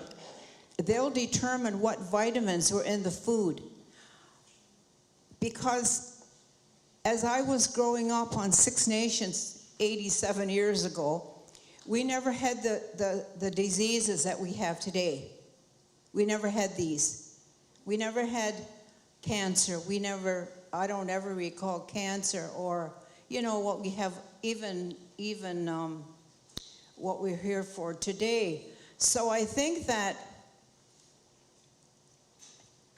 maybe we have to start looking at the way we cook our food again, because they said Alzheimer's stems from high metals in cooking our food, particularly aluminum and iron. So I just wanted to say that, because I think it's a real interesting project that we're doing, and maybe we should think about the way we cook our food. I know Australians cook that like this. People from New Zealand cook like this underground. So anyway, I just wanted to share that. And so I'm going to be really excited about the results of this project we're doing. Mm-hmm. So, Nyawa. Nyawa.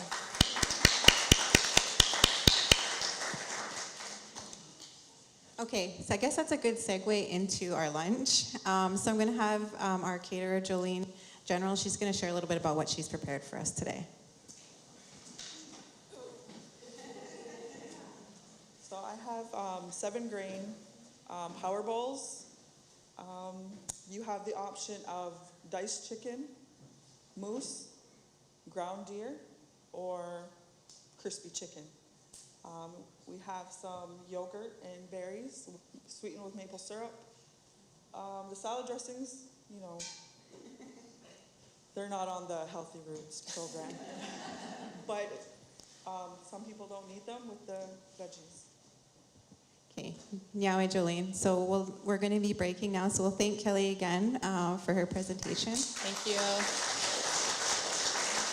And we can go ahead and grab some lunch now. We'll break for till 1 p.m. I also just want to remind everybody to check out the booths that are here today. So there's a listing of the different booths that are here, seeing what information they have. I know they got some really great things at those booths, so take this time to take a look at those as well.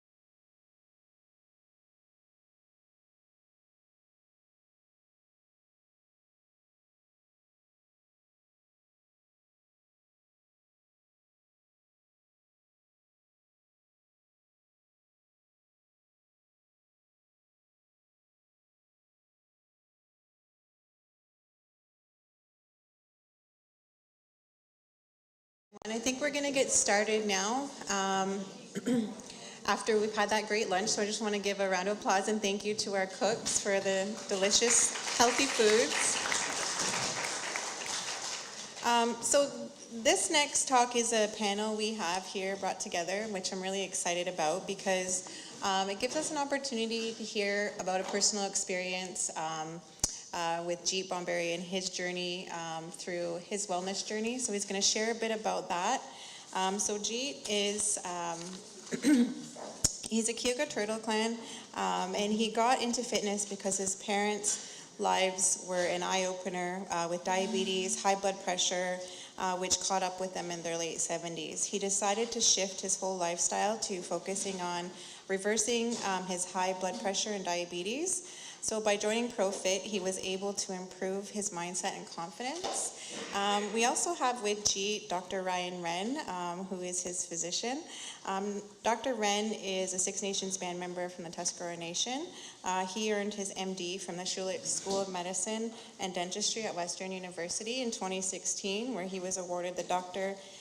Dana Winterburn Memorial Award for his dedication to Indigenous health and mental health advocacy. He also holds a Bachelor of Science in Neurobiology and a Master's in Behavioral Neuroscience from Brock University. And he completed his family medicine residency at McMaster University. We also have with us Henderson Thorne, who is a personal trainer at the ProFit Health Club. He's been a bodybuilder since 1982. And he's always been an inspiration to many people at the gym who, really look to him for their guidance and their physical wellness. So I'm really excited to have this panel together. To start us off, we're going to have Jeet share a bit about his journey to wellness, and he's going to tell us what that has looked like for him.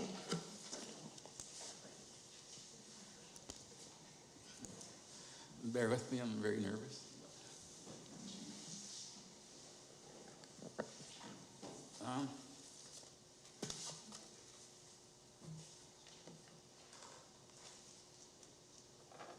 It took me a long time to start this, and I'm kind of mad at myself for not doing it 20 years ago. I went through 20 years of depression, not feeling well. Sorry for my wife for going through that. But what got me into going back to the gym was pushing meds into my father at home because he didn't know me. All his diseases, I was gonna get them way before he got them. And Dr. Wren, and at one appointment he told me, kind of hollered at me in a nice way. But he said, I'm giving you more meds, but the meds they're just keeping you level, they're not helping, you gotta help yourself.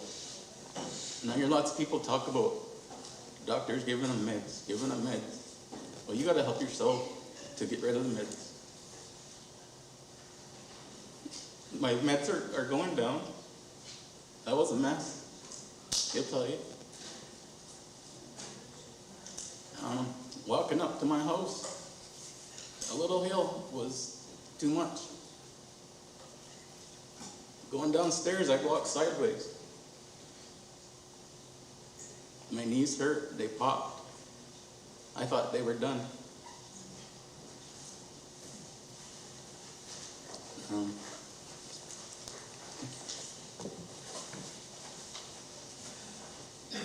But I went and got help mentally. I had 2 therapists. They helped me a lot. And this was in the spring, coming into the summer. And then it was around this time I walked into the gym. And Henderson's sitting up in his chair. And the gym's full. And he hollers, "Where have you been?" Well, I've been going there in and out. And it's been over 2 years since I've been back. said, I'm back to stay. So I worked out. I asked him a few questions. He helped me. And then I took him on for about 8 sessions. He showed me a lot. He showed me I don't have to lift big weights. You don't have to lift big weights to be at the gym. You don't have to run on a treadmill for hours during the week. A lot of lifting and just everyday exercise outside now is what I get.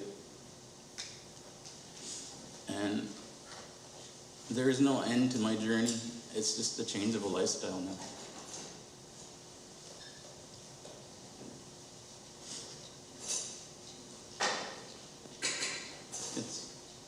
It was a hard journey,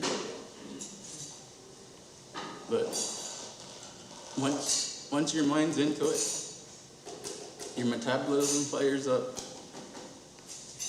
You eat all day anyways. Some days I can't eat enough, but with good food. And going to family dinners or suppers or whatever, I do order whatever at the restaurant. But I worked hard for that. And for most of the summer, I spend a lot of time at the fairs. Not good food at the fairs, but if you're active and just you can do that little bit of stuff, but not all the time. And what I found out is I was probably, as an addict, as addicted to drugs, I was addicted to sugar.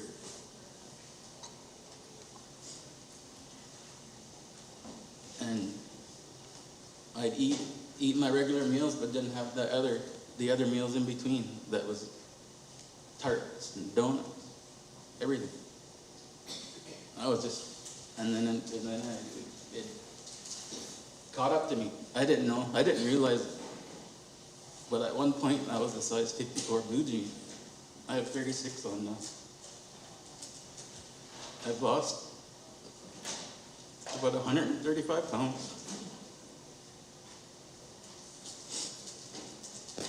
But more, I did 100 pounds in a year, a couple years ago.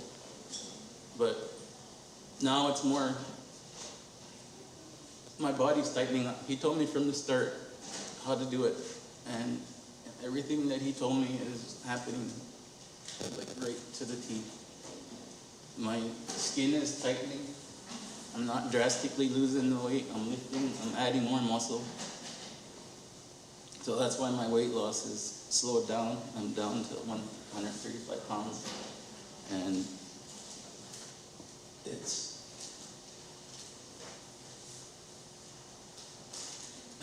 sorry.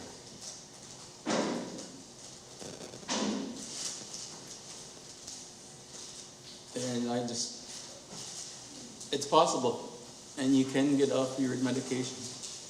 And the way I feel, I hunt. I was recently moose hunting. My buddy shot 2 moose. There were 7 of us back there. We took 6 hours to get it out. I would have never done it if I didn't do what I did. I could enjoy walking in, way in, and seeing all the scenery now, instead of staying out and picking people up. Everyday life is easy. I went to the gym at 6 this morning. Well, I had this to do today, so I went and did it this morning. If I didn't do it this morning, it would have been today sometime. But just being active and watching your food. And I don't write nothing down. I don't calculate my protein, my stuff. I keep it up here. And because that's the way I am.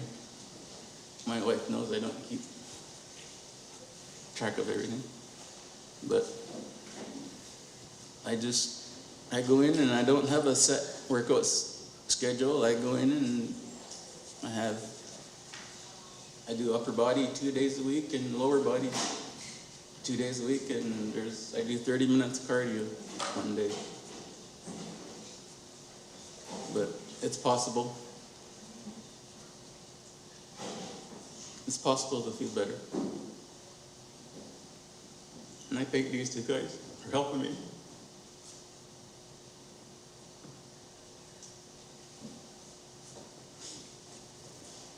Thank you.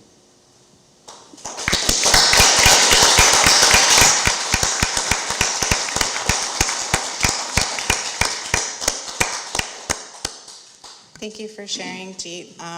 That's such a powerful story, and I think a testament to your hard work, and also such a good example for our community to hear and see about what's possible and how your dedication and commitment has really helped shape your health and wellness, and how we have that potential. I wanted to ask a little bit about how maybe Dr. Ren, I'll start with you, maybe how you have played that supporting role for G, and maybe what you've learned from him in turn in how to support community members in their own wellness journey. Sure. I first want to say, I'm very proud of this man because I don't get to see this every day. It's a lot of hard work that he's put in to get to where he is. Patients always ask me, like, I don't want to take these meds. I don't like what they do to me. I want to get rid of them. And I tell them it's possible, but I don't see it every day. And in his case, we are getting rid of a lot of his medications. The doses are going down. His blood, levels were very, very high when we first met each other. But it's been a journey, and I'm very happy to say now that almost all of his numbers are back in the normal range. We have been reducing his medications, and a lot of them are gone now. We still are on a few of them just to keep things stable, but I am very optimistic that we'll continue to reduce them and bring them lower and lower. So, for some of my patients that are here, the medicines are just a Band-Aid for this condition. It is a lot of hard work that you have to put in yourself, and he's done it, and he's proved it. It can be done.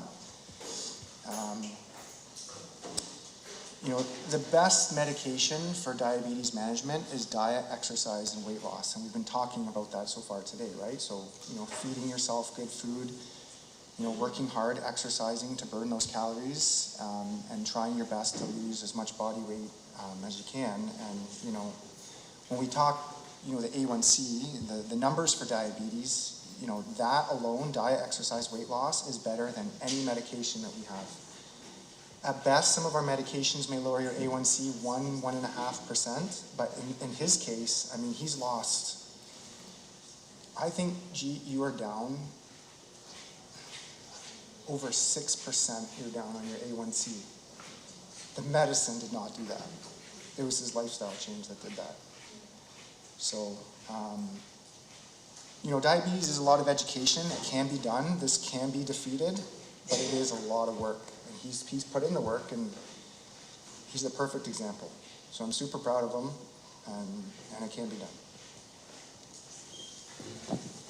Thank you, Dr. Ren. I also wanted to ask Henderson, because I know you were, and I heard Jeet talk about that, he still enjoys, things when he's, in life and living life, and we all run into that. And we even heard from Pat, even sometimes that's part of our culture and our lifestyle in the community, but how he puts in the work to help his body manage that. Can you talk a little bit about how you've supported him, and maybe even in your work in the community, how you've supported people to help manage their lifestyle through physical activity? His journey is there are a lot of people out there with that same mindset. So I didn't see G at the gym for a while, and then he comes, his usual slow walk, and I'm sitting, and he starts to work out, and he's on the leg press, and he's just lifting, and it's a lot of weight. And I came down and I said, listen, you're not going to lose weight like that. And you know, it's typical. You come to the gym, and most people that come to the gym, it's usually, I want more energy, I want to maybe play a little hockey, I want more energy, and I want to lose some weight. But you have to decide. Weight loss is circuit training. You have to move. And you'll hear your doctor tell you all the time, you have to move. So if you're in the gym to lose weight, you can't just do a set and sit on your phone, or you have to move. So I had him, he got some sessions with me. I know he hated the stairs, but then I see him, he's doing 2 stairs at a time. So he started moving. We would do a set of leg extensions, then we would go around walk the stairs, we come back, we do another exercise. So by doing that, you're burning a lot more calories, but you're also raising your metabolism. So when you get to the gym for weight loss, don't become a bodybuilder. You almost have to do what I call a circuit training. So you're moving and you're burning more calories. But, you know, the real work starts when you leave the gym. It's the other 23 hours that you know, eating better. And diets, nobody should be dieting, except if you want to be a bodybuilder and be on stage, then you can diet. But, you know, every day, you want to eat in a way that you can sustain for the rest of your life. And that's like 4 meals a day. We can all eat 4 meals a day. If you're eating 4 meals a day, you're regulating your blood sugar, and your body is running a lot more efficient. And I always tell people, you treat your body like it's a fine sports car. If you want it to run better, you're going to put the best gas, the best of everything in it. Treat your body like that, because food is fuel. You have to pick which fuel you want. So if you want to feel really good, you're going to eat better food. But diets don't work. You don't need to diet, right? You need to basically try to eat every 2.5 to 3 hours just to keep your blood sugar stable. Right? And you know, in G's case, you know, he's in there every day. I saw him at 6 o'clock this morning. I go, what, you got a job? You know, but the thing is, it's consistency. A lot of people overtrain. You don't need to be in the gym every day. 3 hours a week, everybody in here can get in shape. 3 hours a week. That's all you need. You know, a lot of people say, well, I don't have time, I don't have this, I don't have that. And I go, well, how much TV do you watch at night? Right? All you need is 3 hours a week. All the rest is basically watching your processed food, trying to limit your fast food, you know, trying to eat more complete meals. Some protein, some carbs, more complex carbs, some vegetables. And that's an easy fix. You know, you can do that all day long, but you have to move, and you just have to feed your body better.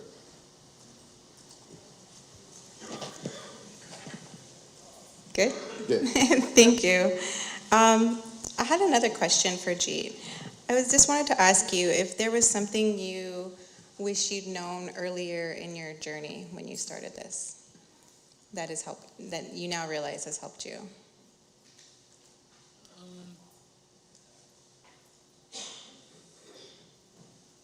Not really, I just feel upset with myself that I didn't start it a long time ago. It's just that push to do it. Mm-hmm. To do it. Like I love what I'm doing now. It's like I'll ask my grandson now when we're out playing or walking in the fields before I could. But once you get your head into the journey, it all falls into place. Yeah, I definitely think that's like the biggest challenge. So I guess, do you have a piece of advice for people then, if how to get yourself there to where you've committed and got For me, it was all in my head. I had to get my head into the game first and get rid of any, like I was depressed because my cousin best friend died in 2006. I didn't know I was depressed. talking to therapists, and they pulled it out. Amy pulled it out. So it was getting my head straight now, and it's easy now. Thank you. I think that that's something, you know, that has come out today a few different times with the different talks that we've had about the, kind of really about the holistic part of our health and wellness, right? How it's, you know, for us in eating and food is spiritual, but it's also emotional and mental, and how all of that's so important to our health and wellness, and really understanding that and approaching treatment from that place. So I'm wondering, Dr. Wren, if you could share anything about how maybe you can see that being incorporated for health professionals and how they approach things like diabetes management and prevention. Sorry, can you just repeat the question one more time? Just the holistic way of understanding and approaching it, and how we might do more of that work as health professionals. Yeah. So it really is important, as a physician's point of view, is to look at the person holistically, and try to help. You know, I tell my patients that I'm just the co-pilot, right? I'm just trying to help them guide their way through their own journey, and you know, looking at them holistically, talking about each individual piece of the illness, and how it's correlated with many other things, you know, blood pressure, cholesterol, weight, that sort of thing, and then just tying all those other pieces, you know, to because one feeds off the other. So if we can start attacking one problem, it then leads into an improvement into the next, and the next thing you know, the machine's well oiled and it's moving. But again, looking at the person holistically, and not just focusing on each individual piece, but looking at the bigger picture. Yeah, no, for sure. I also had another question about maybe, and this is kind of for everybody, what advice would you give somebody that's maybe newly diagnosed or even pre-diabetic? Sure. So pre-diabetes is like the yellow light, right? You come up to a stop sign or a stoplight and you see the yellow light flashing. That's kind of like caution, right? Like we have a lot of room to make changes so that, you know, we don't end up diabetic in the future. But it does take a lot of lifestyle changes, and it can be done, and we can reverse it. So we start turning in the other direction instead of going down the diabetic path.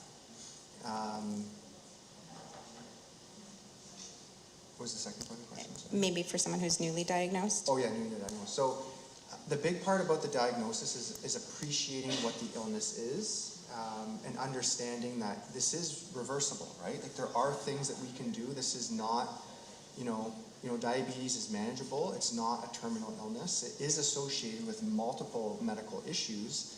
However, you know, if you work with your doctor and you really focus on the numbers and again, holistically approach the numbers so that we start working on them and bringing those numbers down, you can live a happy, normal life, you know, complication-free, or heaven forbid, if you do get a complication, it's decades down the road, right?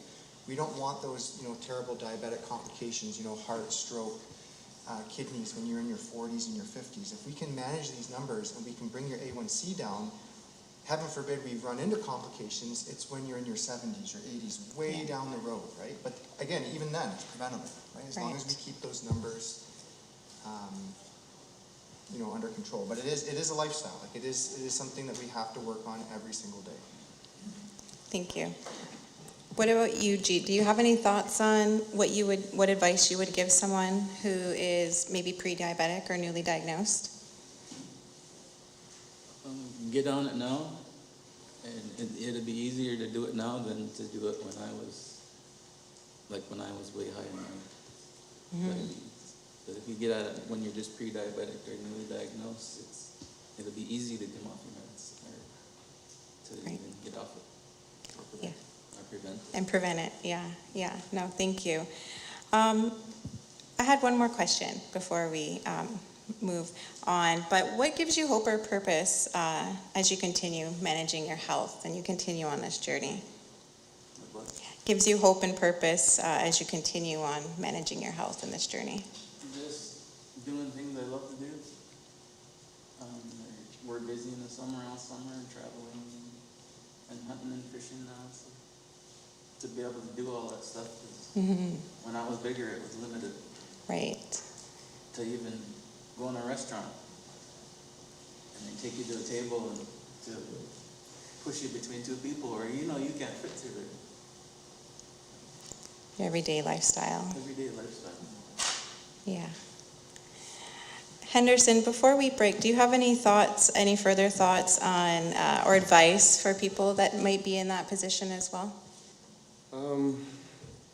Just basically changing your lifestyle in terms of, when it comes to, food is the biggest part, then, you're throwing in your mental health, that kind of stuff.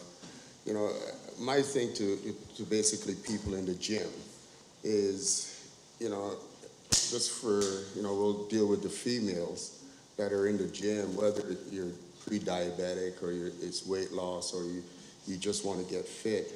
I think women don't realize that you need to lift more weights and just eat more food. Mm-hmm. I think, me being in the fitness industry, it's the one thing that, aerobic classes are great, don't get me wrong. But, women have to realize that, men come with more lean muscle mass. Women don't have that much lean muscle mass. And you tend to lose it as you get older. So the important thing is, cardio is great and the intimidation of being in the gym is high, being a female. But, weight training, strong legs and doing, eating properly, especially weight training will put so many years on your life. Guys, it's the opposite. They come in and they just want to be the strongest guy in the gym, and that's okay too. But at the end of the day, weight training, a healthy lifestyle, just moving, it gets you off all the medication. And it is not dieting. People think to be healthy, you have to be eating, and counting calories and doing all that crazy stuff. Like just balance, eating pretty good Monday to Friday, and then on the weekend, let loose a little bit, because it takes more than one meal to get you out of shape or get you fat, to be honest with you. So, but you have to enjoy the journey. And every time he comes back and he's at a rodeo, I go, hey, did you eat some fair food? Now, I don't eat fair food, but I like other people to eat it for me.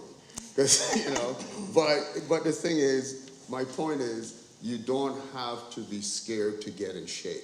Doesn't mean you have to diet. People, you don't have to eat salads every day. And you don't have to run on a treadmill for 2 hours. You don't have to starve yourself. But the thing is, you have to lift weights, you have to eat a little bit cleaner. That way you can get off the medication. Because it's easy to keep people on medication. Right? The fast foods are everywhere. But the thing is, if you're pre-diabetic, don't even sit back, because you can stop it from happening. And to me, if you can prevent it and you don't do anything about it, that's on you. Thank you. I think that, what Henderson's saying and what we're hearing here too was also reflected in Kelly's presentation on Healthy Roots, right? And how, they didn't change the calories that were being consumed in the study when they looked at, how many calories and the different proteins and fats and carbs that were being consumed by the participants in the Healthy Roots study, right? But those people still lost weight and they still changed their body, right, in ways, in terms of their mental health, their physical health, their spiritual health, right? And that's because of what we were choosing to eat too. It wasn't just, the calories that we were eating, right? It was the foods we were choosing to put in our bodies. And so we see that reflected here, right, in what they're saying about what we eat and what we choose to eat. So I just want to say thank you to G for sharing his journey. It's so inspirational, and I think that it's really so great for us to be able to hear those stories of success and to give us that drive to also want to change and to know that we can change our lifestyles. And so I want to give him a round of applause. You can even see here his journey and his slide here.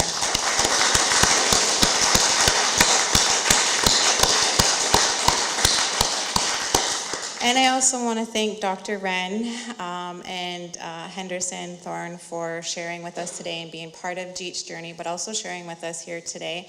And I also want to note that Profit Gym does have a booth over there, and there is a draw to win a 6-month free membership. So if you haven't put your name in, we'll be drawing that at the end of the day. They also have passes for free week passes for the gym. So if you wanted to start your fitness journey, you can go there and get a free pass there. So I want to thank them for also contributing that here today. So as we move on in our agenda, we have workshops coming up. So there's 3 workshops happening. We have the diabetes distress with Ditawada Desnes, and we have the Mohawk Language and Wellness workshop that's happening in the Longhouse. So I was told that we can use this door to access the Longhouse, but thus that we have to be careful when we step out, because there just was some construction happening there on the platform why it was closed off before. But we can use this door, so if you're going to the Mohawk Language and Wellness workshop, that is in the Longhouse. And then we also have the point of care testing that's happening all day, and I have heard that they've had a really lot of reception to that, which is great. I know that I think Angela said there's a lineup, so if you still wanted to access that, it's a good time to get yourself in line for that. So now we will just be transitioning to those workshops, but before we do that, I did have gifts for our speakers, so I just want to share those as well.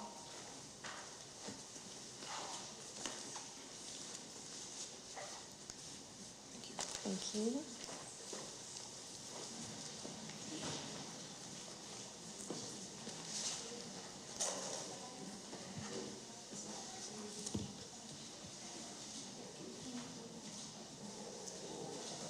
So again, Yahweh to our speakers, and we'll be moving on to the workshops now. And then after our workshops are complete, we'll be rejoining here again. We have one more speaker to close out the day. Okay.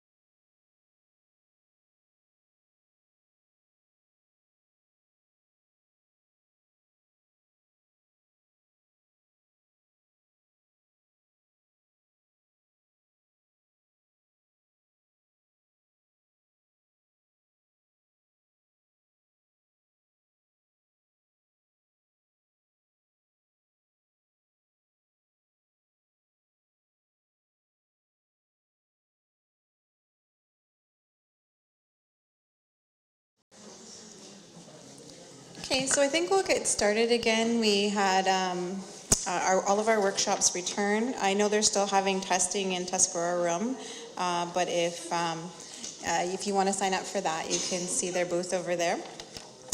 So next up, unfortunately Crystal is not here today, she's not well, but we do have the Indigenous Diabetes Health Circle here to present. So I want to welcome Kathleen Laforme and Justice Mackie Chambers.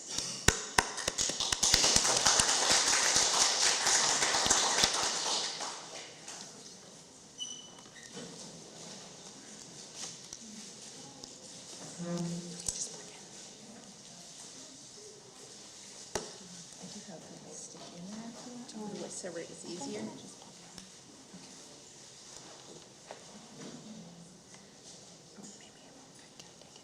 Yeah.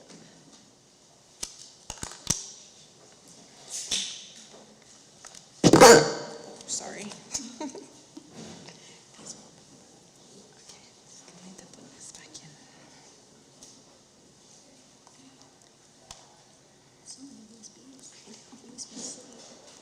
That's really hard.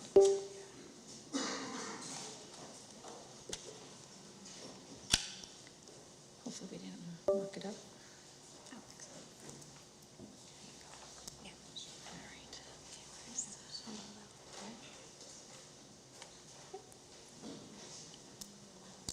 All right.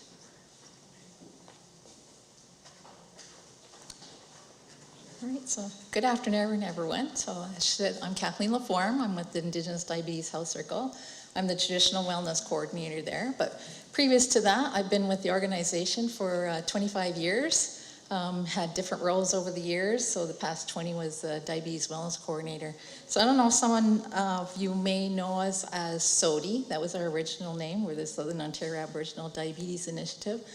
And because we did Southern Ontario, then in 2016, we opened up and we're doing all of Ontario, so it was the name change and branding and stuff, but we're a Diabetes Awareness and Prevention Program. So my coworker, Justice, she'll be sharing the presentation with me, and we had another coworker that wasn't able to make it today as well, but so bear with me near the end, because that's her stuff, but I'll try to do my best, but yeah, so.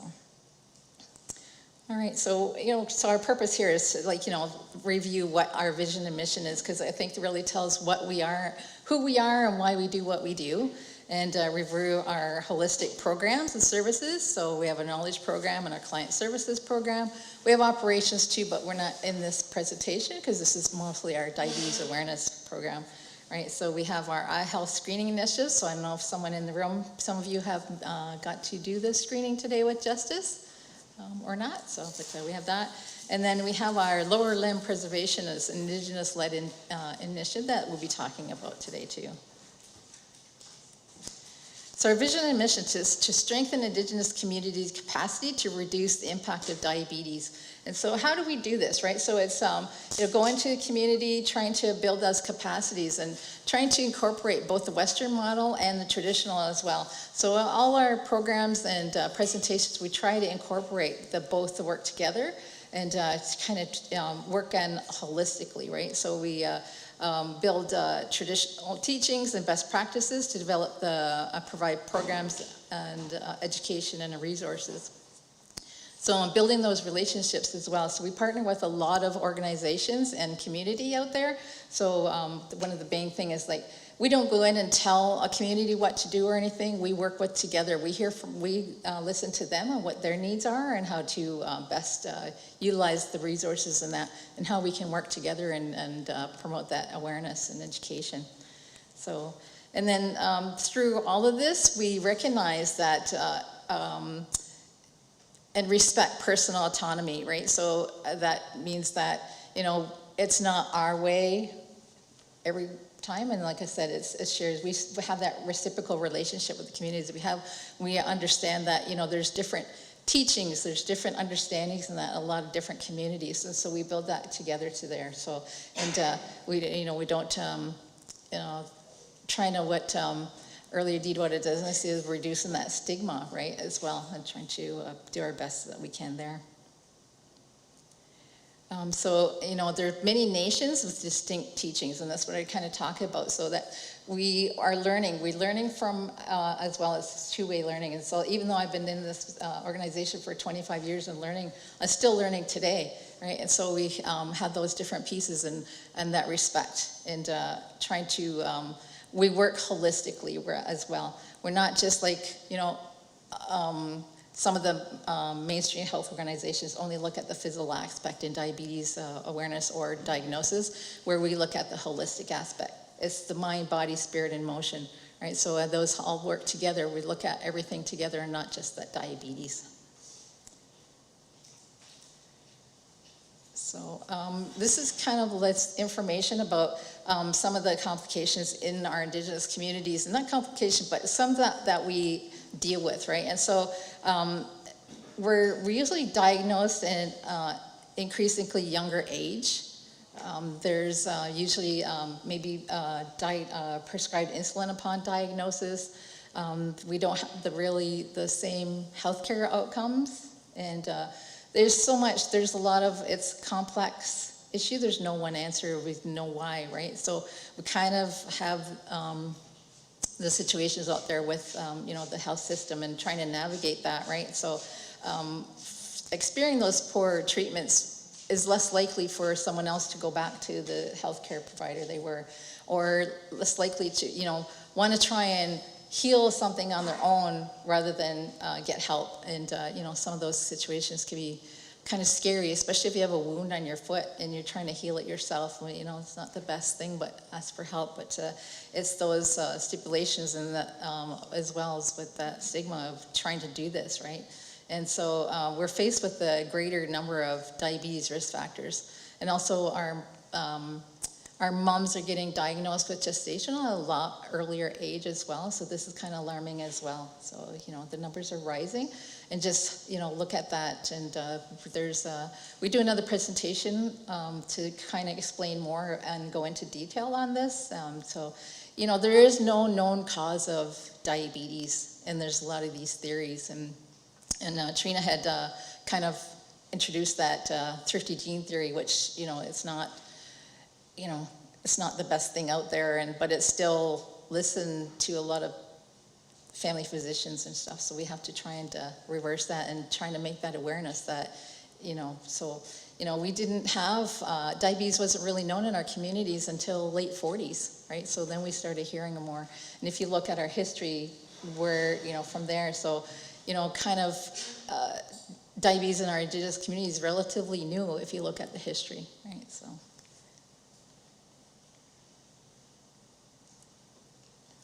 So our organization is kind of based upon the sweetgrass braid, looking at that, the structure of IGAC works together, the body, mind, and spirit, and so, which in many First Nations communities is symbolized by the strength of the braid of the sweetgrass, right? One blade is not the, it's kind of easy to break down, but when you have those all together, work together, and that strength is, works on, it builds that, I don't know what to say, but it's that strength, and that keeps us together and works together, and that's how we base too, as well as in our communities. Right, so the sweetgrass is one of our sacred medicines, and it's believed to represent the hair of Mother Earth. As we go forward in our lives and in our work, we maintain a constant sacred connection to Mother Earth and the natural elements of the medicines in all the forms. Right, so this is our model, and what do IDH do? So we have our wellness and diabetes awareness, prevention, and management. So we have a lot of different programs that we have, and we're gonna go on to them. We're gonna explain a few of those, but right now for this time factor. So we do, we promote holistic wellness and diabetes awareness from an Indigenous perspective. We coordinate community and regional programs and events based on community needs and requests. Network and collaborate with frontline workers and partner organizations. Integrate cultural teachings and reflections where possible. And assist communities in identifying appropriate resources and services to support their diabetes awareness and wellness programs.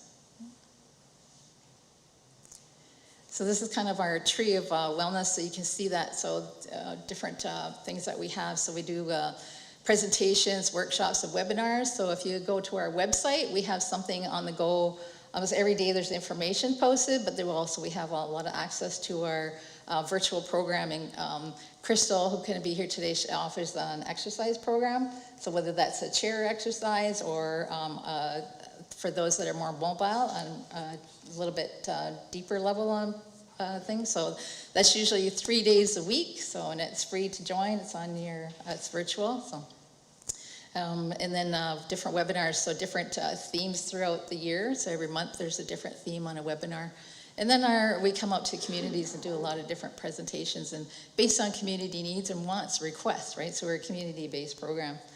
So we have culture relevant educational resources. So I don't know if anyone picked up our resource package at our table there. So that's just a kind of a little bit of sample of what we have to offer. We have mindful movement medicine. This is Crystal's program. That's what she talks about. Instead of being called physical activity, it's medicine is movement, right? So that's that thing. So it is medicine. Indigenous Lower Limb Preservation Initiative, and we'll talk more about that because it's kind of one of our newer initiatives. Land-based teaching. So we are land. So we wanted for those teachings as well. So working with the land. Being on the land is really important, and we know with COVID that was people were kind of stuck indoors, but we still try to do our land-based things and getting out on the land because we are land, right? So it's that things. We usually have an annual event. This year or next year it's going to be on April 30th and May 1st. It's going to be a virtual as well, open to everyone, so just register for that. And then we have our frontline worker training. So we train frontline workers in different ideals, and I'll talk about more about that. Our eye health screening initiative for diabetic retinopathy, which Jess is going to talking about. Our holistic foot care services. So we have a foot care program where we have different foot care clinics where we contract foot care nurses and chiropodists to come in and do screenings, cut people's nails, make sure there's nothing going on, and then if there is anything out of the ordinary, then we've had the referrals to send people to get that care. And then we have our traditional wellness program, so that's my program, what I kind of coordinate now, and I'll talk more about that as well. So our knowledge program overall goal is to combine culturally influenced content with current diabetes knowledge to educate on holistic health and wellness as it relates to type 2 diabetes prevention and management, and provides diabetes awareness education through an Indigenous historical lens. So, and how do we achieve that? So frontline worker training. So we have our Foot Care 101 training where we opened up to community frontline workers that are working with community and not necessarily in the health field, so may not be nurses and nurse practitioners, but those are like the family wellness team members, the CHRs, the CHEs, those frontline workers that the community have a relationship with those people, so they're more apt to let them know if something's going on. And then, so this Foot Care 101 gives those community, our frontline workers, the skill on how to do a foot care screening, how to recognize those things that need to be referred. That's our, that, and then they put into practice as well as actually do a 2-day training, and then they do an event where they actually doing hands-on and doing the actual screening, so that it puts into practice and builds that knowledge. We have a 13 Grandmother Moon's diabetes wellness training. So this is also for frontline workers, not necessarily nurses in the health field, but in those community workers that are out there, and to teach them and help them learn what diabetes is, so Diabetes 101, and the important factors of that. And then we share our best practices that we have, and then they take that information and they have to build a presentation to put into practice what they're going to take back to the community.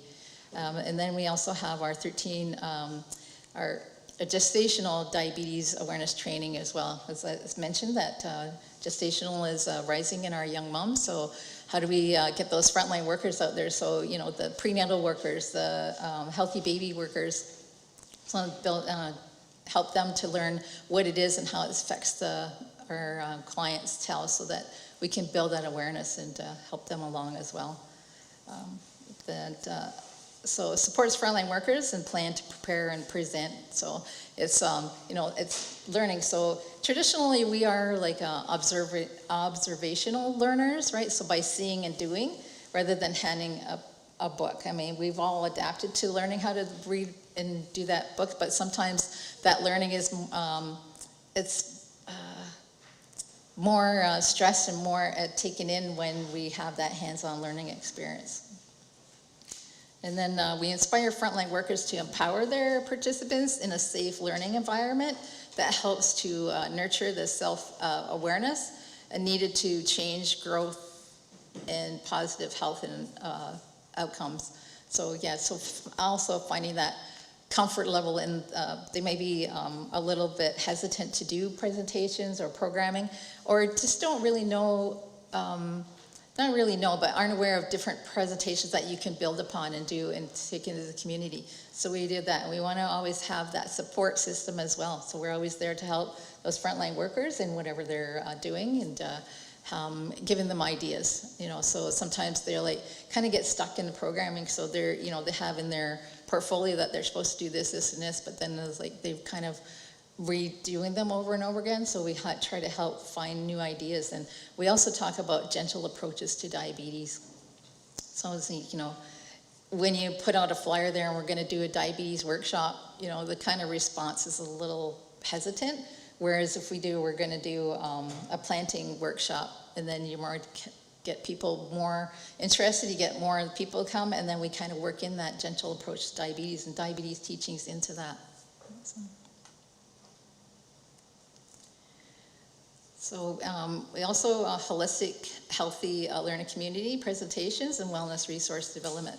So then again, we go out and do those presentations to community. So we had to provide those. And so kind of finding that holistic balance, and what is that, right? So how is that lifestyle and positive environments and outcomes? And so provide education and resources to community members to live mindfully with diabetes, right? So we help people that, you can live well with diabetes, because we know that there's a lot of the stigma, there's a lot of shame and blame out there, right? And so we're trying to dispel that, and so that, it's not that kind of people that have a traumatic response when they find out they're having that, and from whether history, whether they've had a grandparent lose a lower limb, right? And they think that, we're gonna end up the same way, where we try to know, we can prevent this, we can help you live holistically, positively, so that it doesn't transpire to that. So there's people that are, living well with diabetes, and sometimes, we got to the point where they are learning as selves. So it's also that reciprocity that, we can kind of provide the information, but it's what they do with that. And so some people have been able to find their way and gone off of medications. And to share a little bit personal, it's a proud mama moment. My daughter got diagnosed with type 2 diabetes in 2018.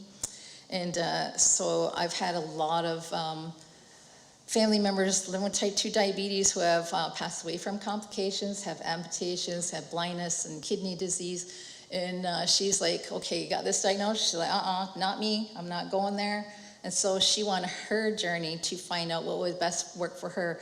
And I think that's the goal, is trying to find what works for you. Well, she went on her journey and find a meal plan that worked for her, being active. And then the other important part of her was that finding that spirituality. So whether that she was through finding meditation, going for walks and being in nature, and finding that spirituality was a huge boost as well. And so the first year after she started this, she was told, then she got the test, and she's like, you're now pre-diabetes, the levels. And then another year happened, and she was no longer living with type 2 diabetes. So she'd be able to keep that now, so it can be done. And it's like a lot of help and a lot of supports that she's had too. So it's kind of, she's trying to And she likes to share her story as well. So I think there's a video of her on our website that you can go and look for and kind of see her share her story from herself, right? So that's helping, learning and sharing with that, inspiring those people. So our client services program. So we have our foot care program, our traditional wellness program, our health screening initiative, and Indigenous-led lower limb preservation initiative. Sorry. I should have got my water. Okay, please.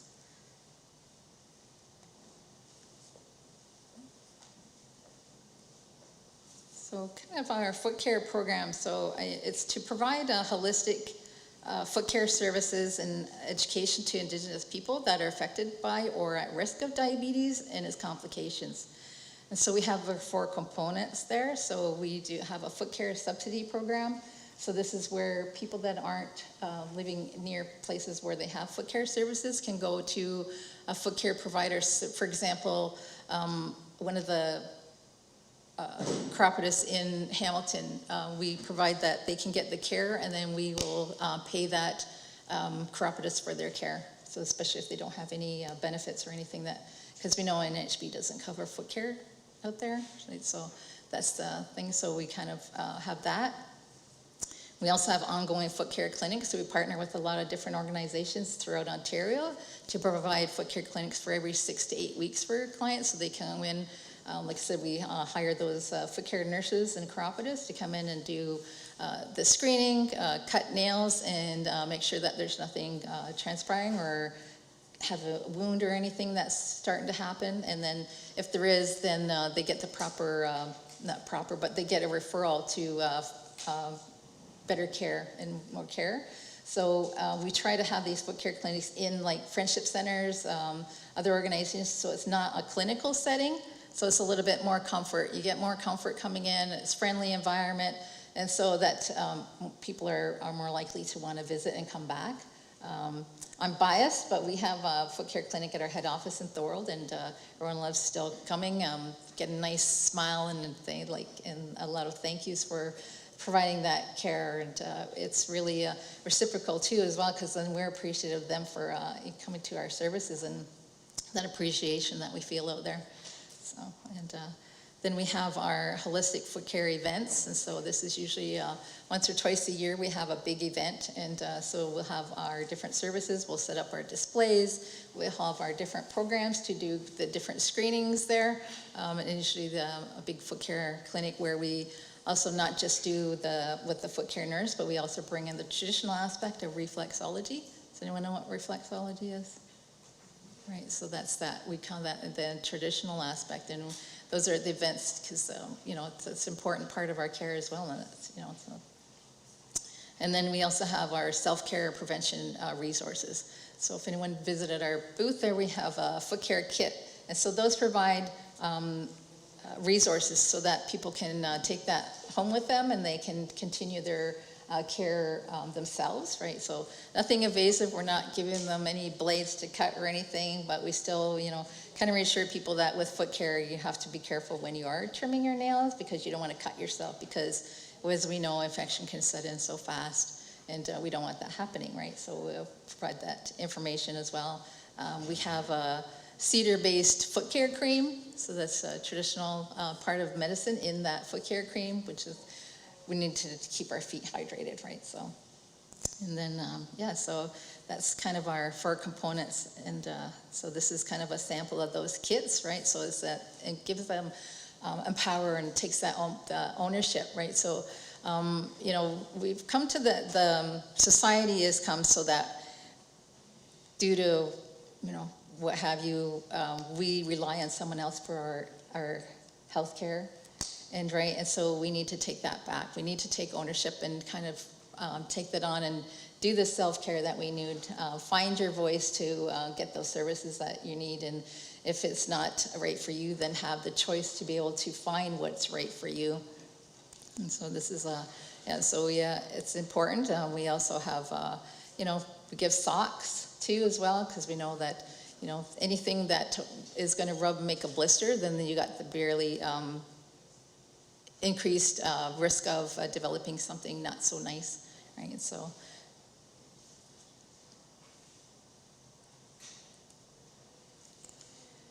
this is a traditional wellness program. So this is kind of my program. So I've been the last 2 years with this. So we provide different traditional elders and practitioners to have one-on-one sessions with clients so that it's a holistic aspect of that, and a place where they can get that traditional teachings, if they like, access to traditional medicines. That we have a kind of I guess, a medicine cabinet of all our traditional medicines there, not all of them, but in relationship to diabetes and diabetes complications there, so they get that aspect. And so these sessions can include discussion and kind of our teachings surrounding healthy lifestyle choices, traditional foods, traditional medicines, diabetes management, cultural teachings and our guidance, or it's just someone to talk to. Like we have Grandma Renee Thomas Hill. I don't know if she's well known in the community, but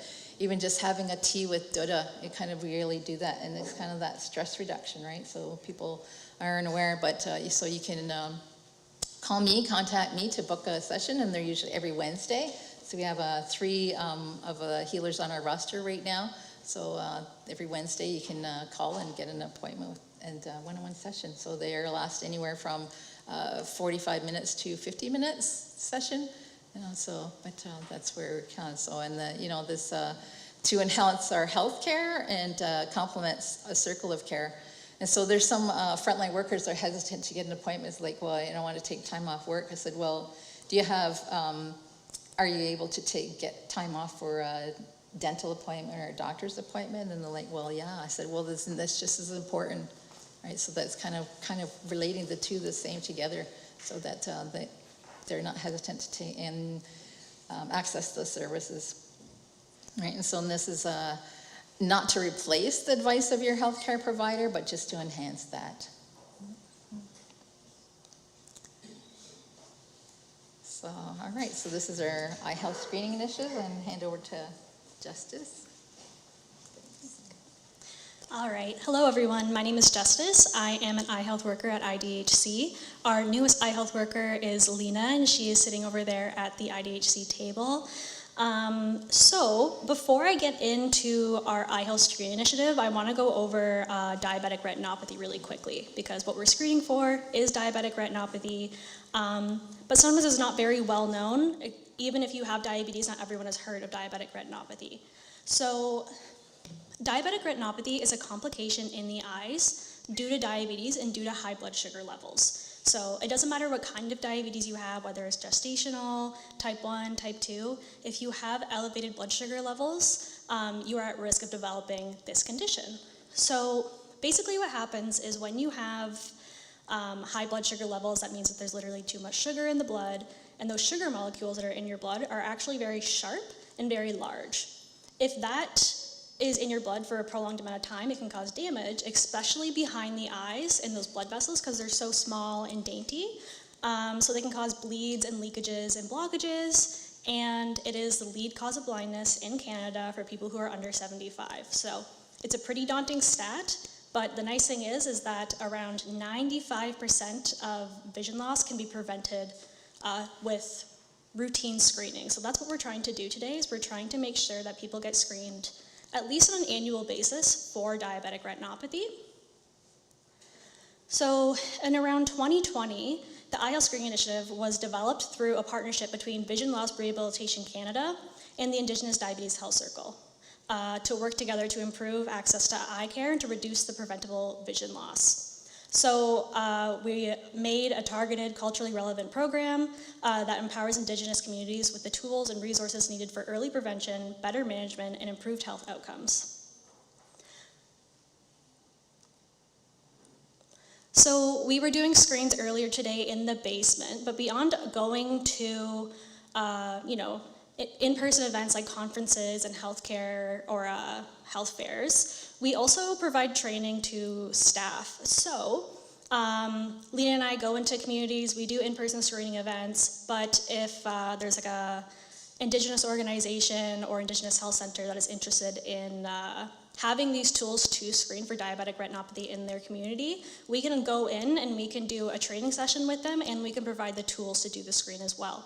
So we have 15 cameras available that are in community. There are cameras, but we hand them out to communities that have been trained so they can do their own screens. So that involves someone taking photos of the eyes, like you can see in the picture here, is you just take pictures of the person's eyes, you run it through the software that detects diabetic retinopathy. It is a screening tool, and then within 3 to 5 minutes, we get a gradable result. So if someone's negative, that's a good thing, and if they're positive, it's also a good thing in some ways because it means that they have caught a potential condition. And then with that, we send off a referral so they can actually get a diagnosis and treatment plan. So along with being trained by our community, you can purchase your own camera, and you can have support from us if you purchase your own camera, but we also have those cameras that we loan out. We also have committee involvement, so after you've been trained, if you don't feel super comfortable using the camera, you can always reach out to us. We have PDF resources, we have videos, and we will be ISO certified as of 2026 for the screening training. And we also have committee involvement, so if you were trained by us, we have committee meetings that you can come to, and you can connect with other communities that are also doing the screening. We also have eye health kits that are provided to promote screening, and similar to the foot care kits, it just helps with the self-care portion of taking care of your eyes. So in it, there is some tea from Gail Whitlow that promotes eye health. There is a little magnifying glass. There's a lens cloth for your glasses. There's a little repair kit for your glasses. Just little goodies like that that just promotes people to get their eyes screened. So, like I said previously, it's only around 5 steps to get it done. Not only is it quick for the provider and easy to do, but it's also really quick for the client, and it can be brought anywhere. So you can do it in home, you can do it at a friendship center. You don't need to have a clinical space. All you really need is a room that the lights can be darkened and access to power, and that's really all you need. You can get creative with that. So the first step is the provider discusses the process and receives informed consent with the client. Then they take photos of the retina with the camera. We don't touch your eyes or anything like that. It's just a bright flash. And then they upload those images into a software that is on a laptop. Within a few minutes, a report will come up in around 1 or 2 minutes that lets us know if you're negative or positive for diabetic retinopathy. If you're negative, that is a good thing. It means it doesn't detect any signs of diabetic retinopathy. And if you're positive, while this is just a screening tool, we send that off to our tele-ophthalmologist to get a confirmed diagnosis and treatment plan if needed. And with that, we work together with the person who is screened positive to find someone as close as possible to them for them to get treatment. This part I put in so people could get their screens, but we already did the screening today and we've already packed up. But if you're interested in having this in your community, you can reach out to me. Again, the screening is like 10 minutes, it's immediate screening result, it's easy, it's non-invasive, and you get a free little eye care kit. We did train some staff at the Six Nations, I think the Six Nations diabetes team. I'm not sure if anyone from that team is here today, but they are trained on how to use the camera. So it's in your community. Your turn. All right, thanks, Justice. So this is a part of our lower limb preservation initiative, and my coworker Samantha is the expert in this field, but so bear with me. I know a little bit about it, but not well versed into it. But this was it's a partnership with IDHC, Deedwater Desnes Aboriginal Health Center, Ontario Health, the Fort Erie Native Friendship Center, and I think that's it, right? And so it's to lower limb amputations and serious complications of our health-related wounds from vascular disease and diabetes. And so these were happening, and so there was a lot of amputations are estimated to be preventable, but there's been, so she has a stat in here, 173 lower limb amputations conducted at a local hospital as of 22-23 fiscal year, and 180 in 2023-24. So this was in the Niagara area, so it made the Niagara area the second highest lower limb amputations in Ontario, next to the northern communities. And so there is an opportunity to build this program, because we already had our foot care program, which is preventative piece, but also more importantly, it's how to build those connections, how to get people connected with primary care and with a vascular surgeon as well, because that's an important other piece of that. And so it's,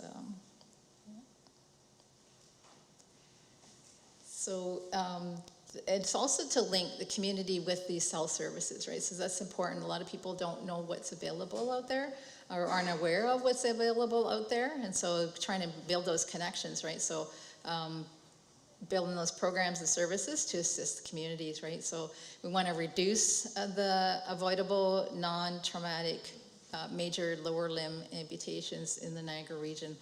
And so we went to improve the outcomes or the equitable access to culturally safe, holistic, high quality, trauma-informed best practices for the early screening for foot care complications, diabetic retinopathy, and vascular health, and then includes our integrated lower limb wound care pathways, right? So, so we hear of a lot of people getting in these situations, and so there's a lot of different factors that transpire in this, and it's this rate. So we want to get active and get lower those those stats. So we have a needs assessment, because this is so.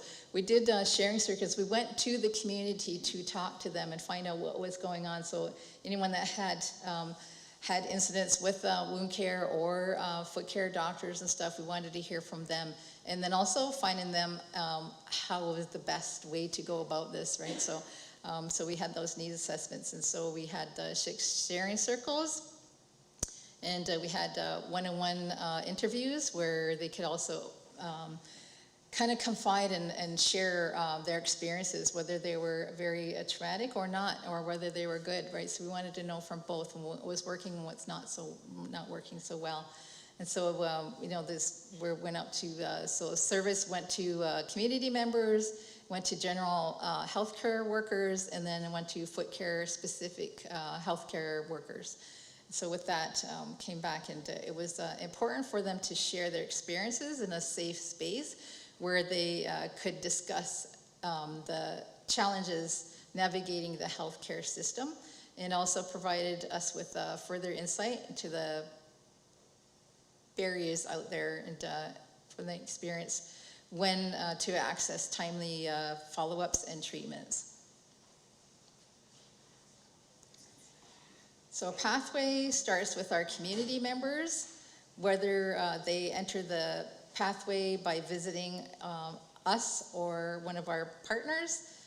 They will be connected with a primary care provider through Bridges Community Health Center in Fort Erie, or DAHAC, so diabetes or Deedwater Desnes. So that, depending, because the Niagara region is such a vast area, so it goes from Niagara on the Lake all the way down to Fort Erie, so which is a very, very big community. And also with transportation, so for someone to go from Fort Erie to St. Catharines could be a daunting task if you don't have your own transportation, right? So the transportation system.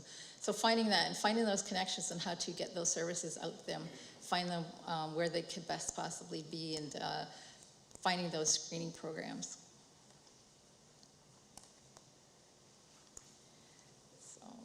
So the community partners, so we also had community partners with Bridges Community Health Center, so I think they're in Fort Erie and Port Colborne, which is, that area is, has a really, they don't have a hospital out there. They're just, their urgent care center is only open on certain days, so healthcare providers out there is very overloaded. There's little access to that, so one of our partners is Bridges Community Health Center there. So also Compass Community Health as well, so we have access to them. So they have chiropodists, so that they're specializing in wound care, so that they can connect them with those that service too. And then with DDOTA designates with the primary care. So when someone comes into our foot care, wants to register for our foot care program in the Niagara area, we kind of do this intake form to ensure that do they have a primary care provider, and if not, then we kind of build those connections and find them the primary care to so that they can get those services as well. So, and we know that we have a good relationship with DDOTA designates over the years for a lot of different programs that we used to share, and that so we know that they're a trusted healthcare provider. It's also with Indigenous, so they also incorporate the traditional aspect as well.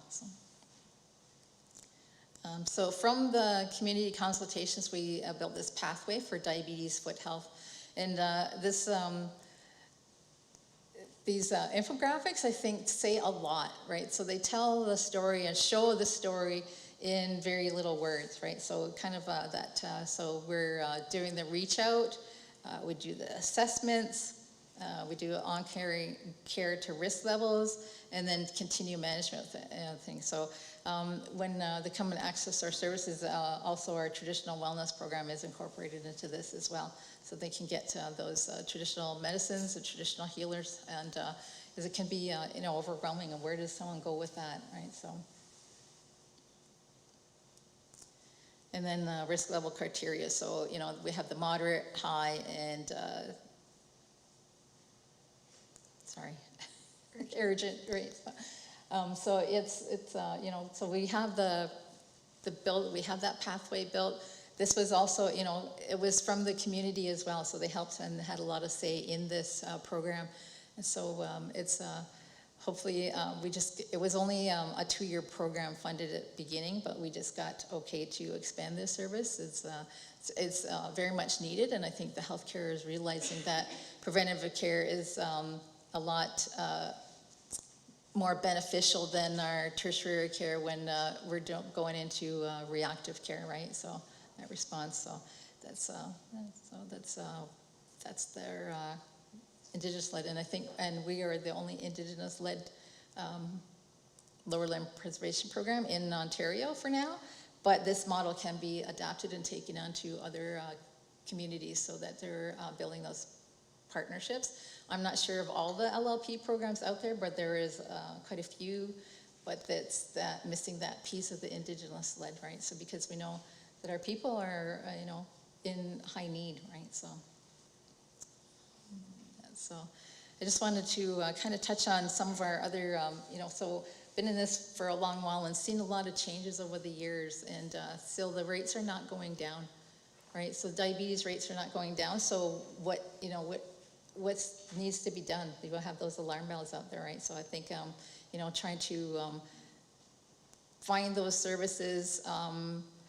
We trying to advocate to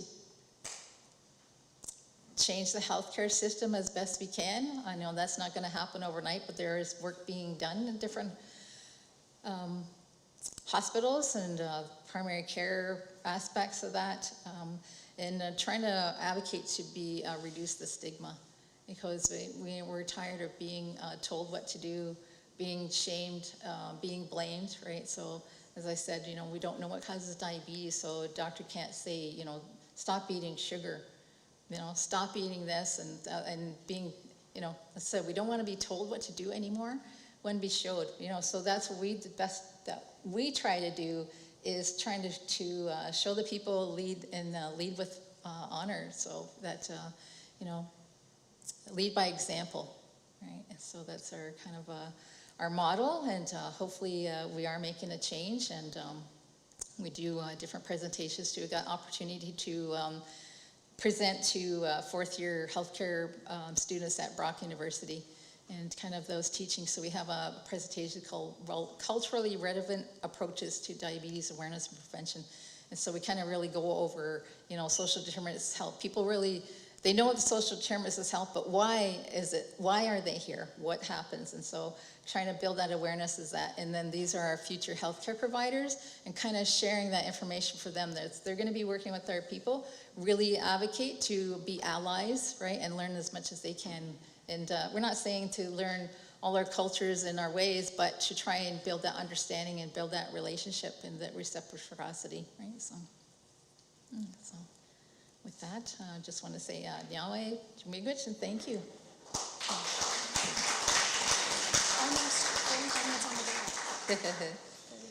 So, any questions or comments?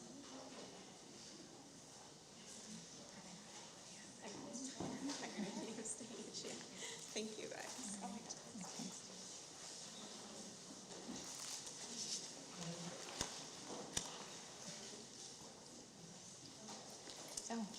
thank you. Thank you. I barely presented. Thank you so much. Thank you so much.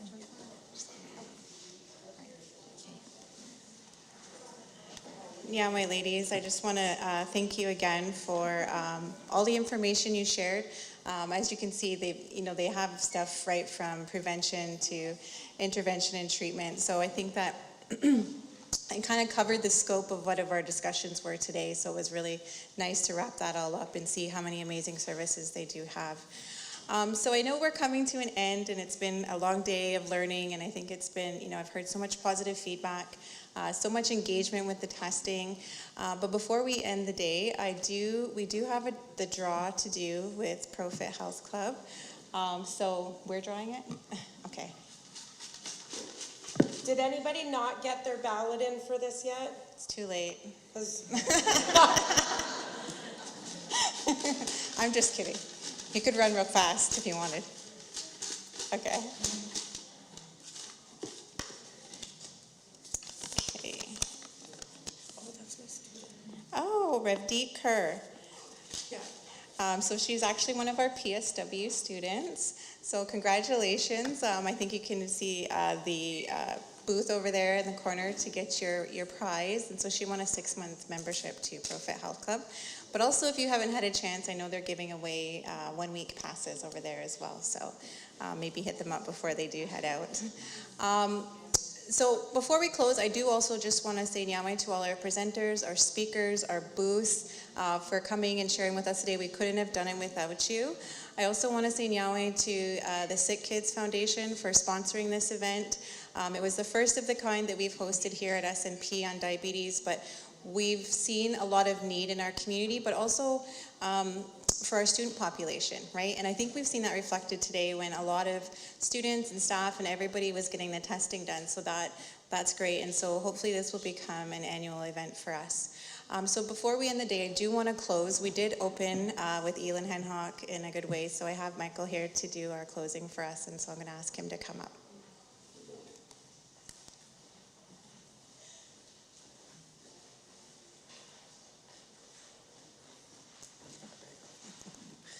Scano Spoquego, on Angry Hondongo.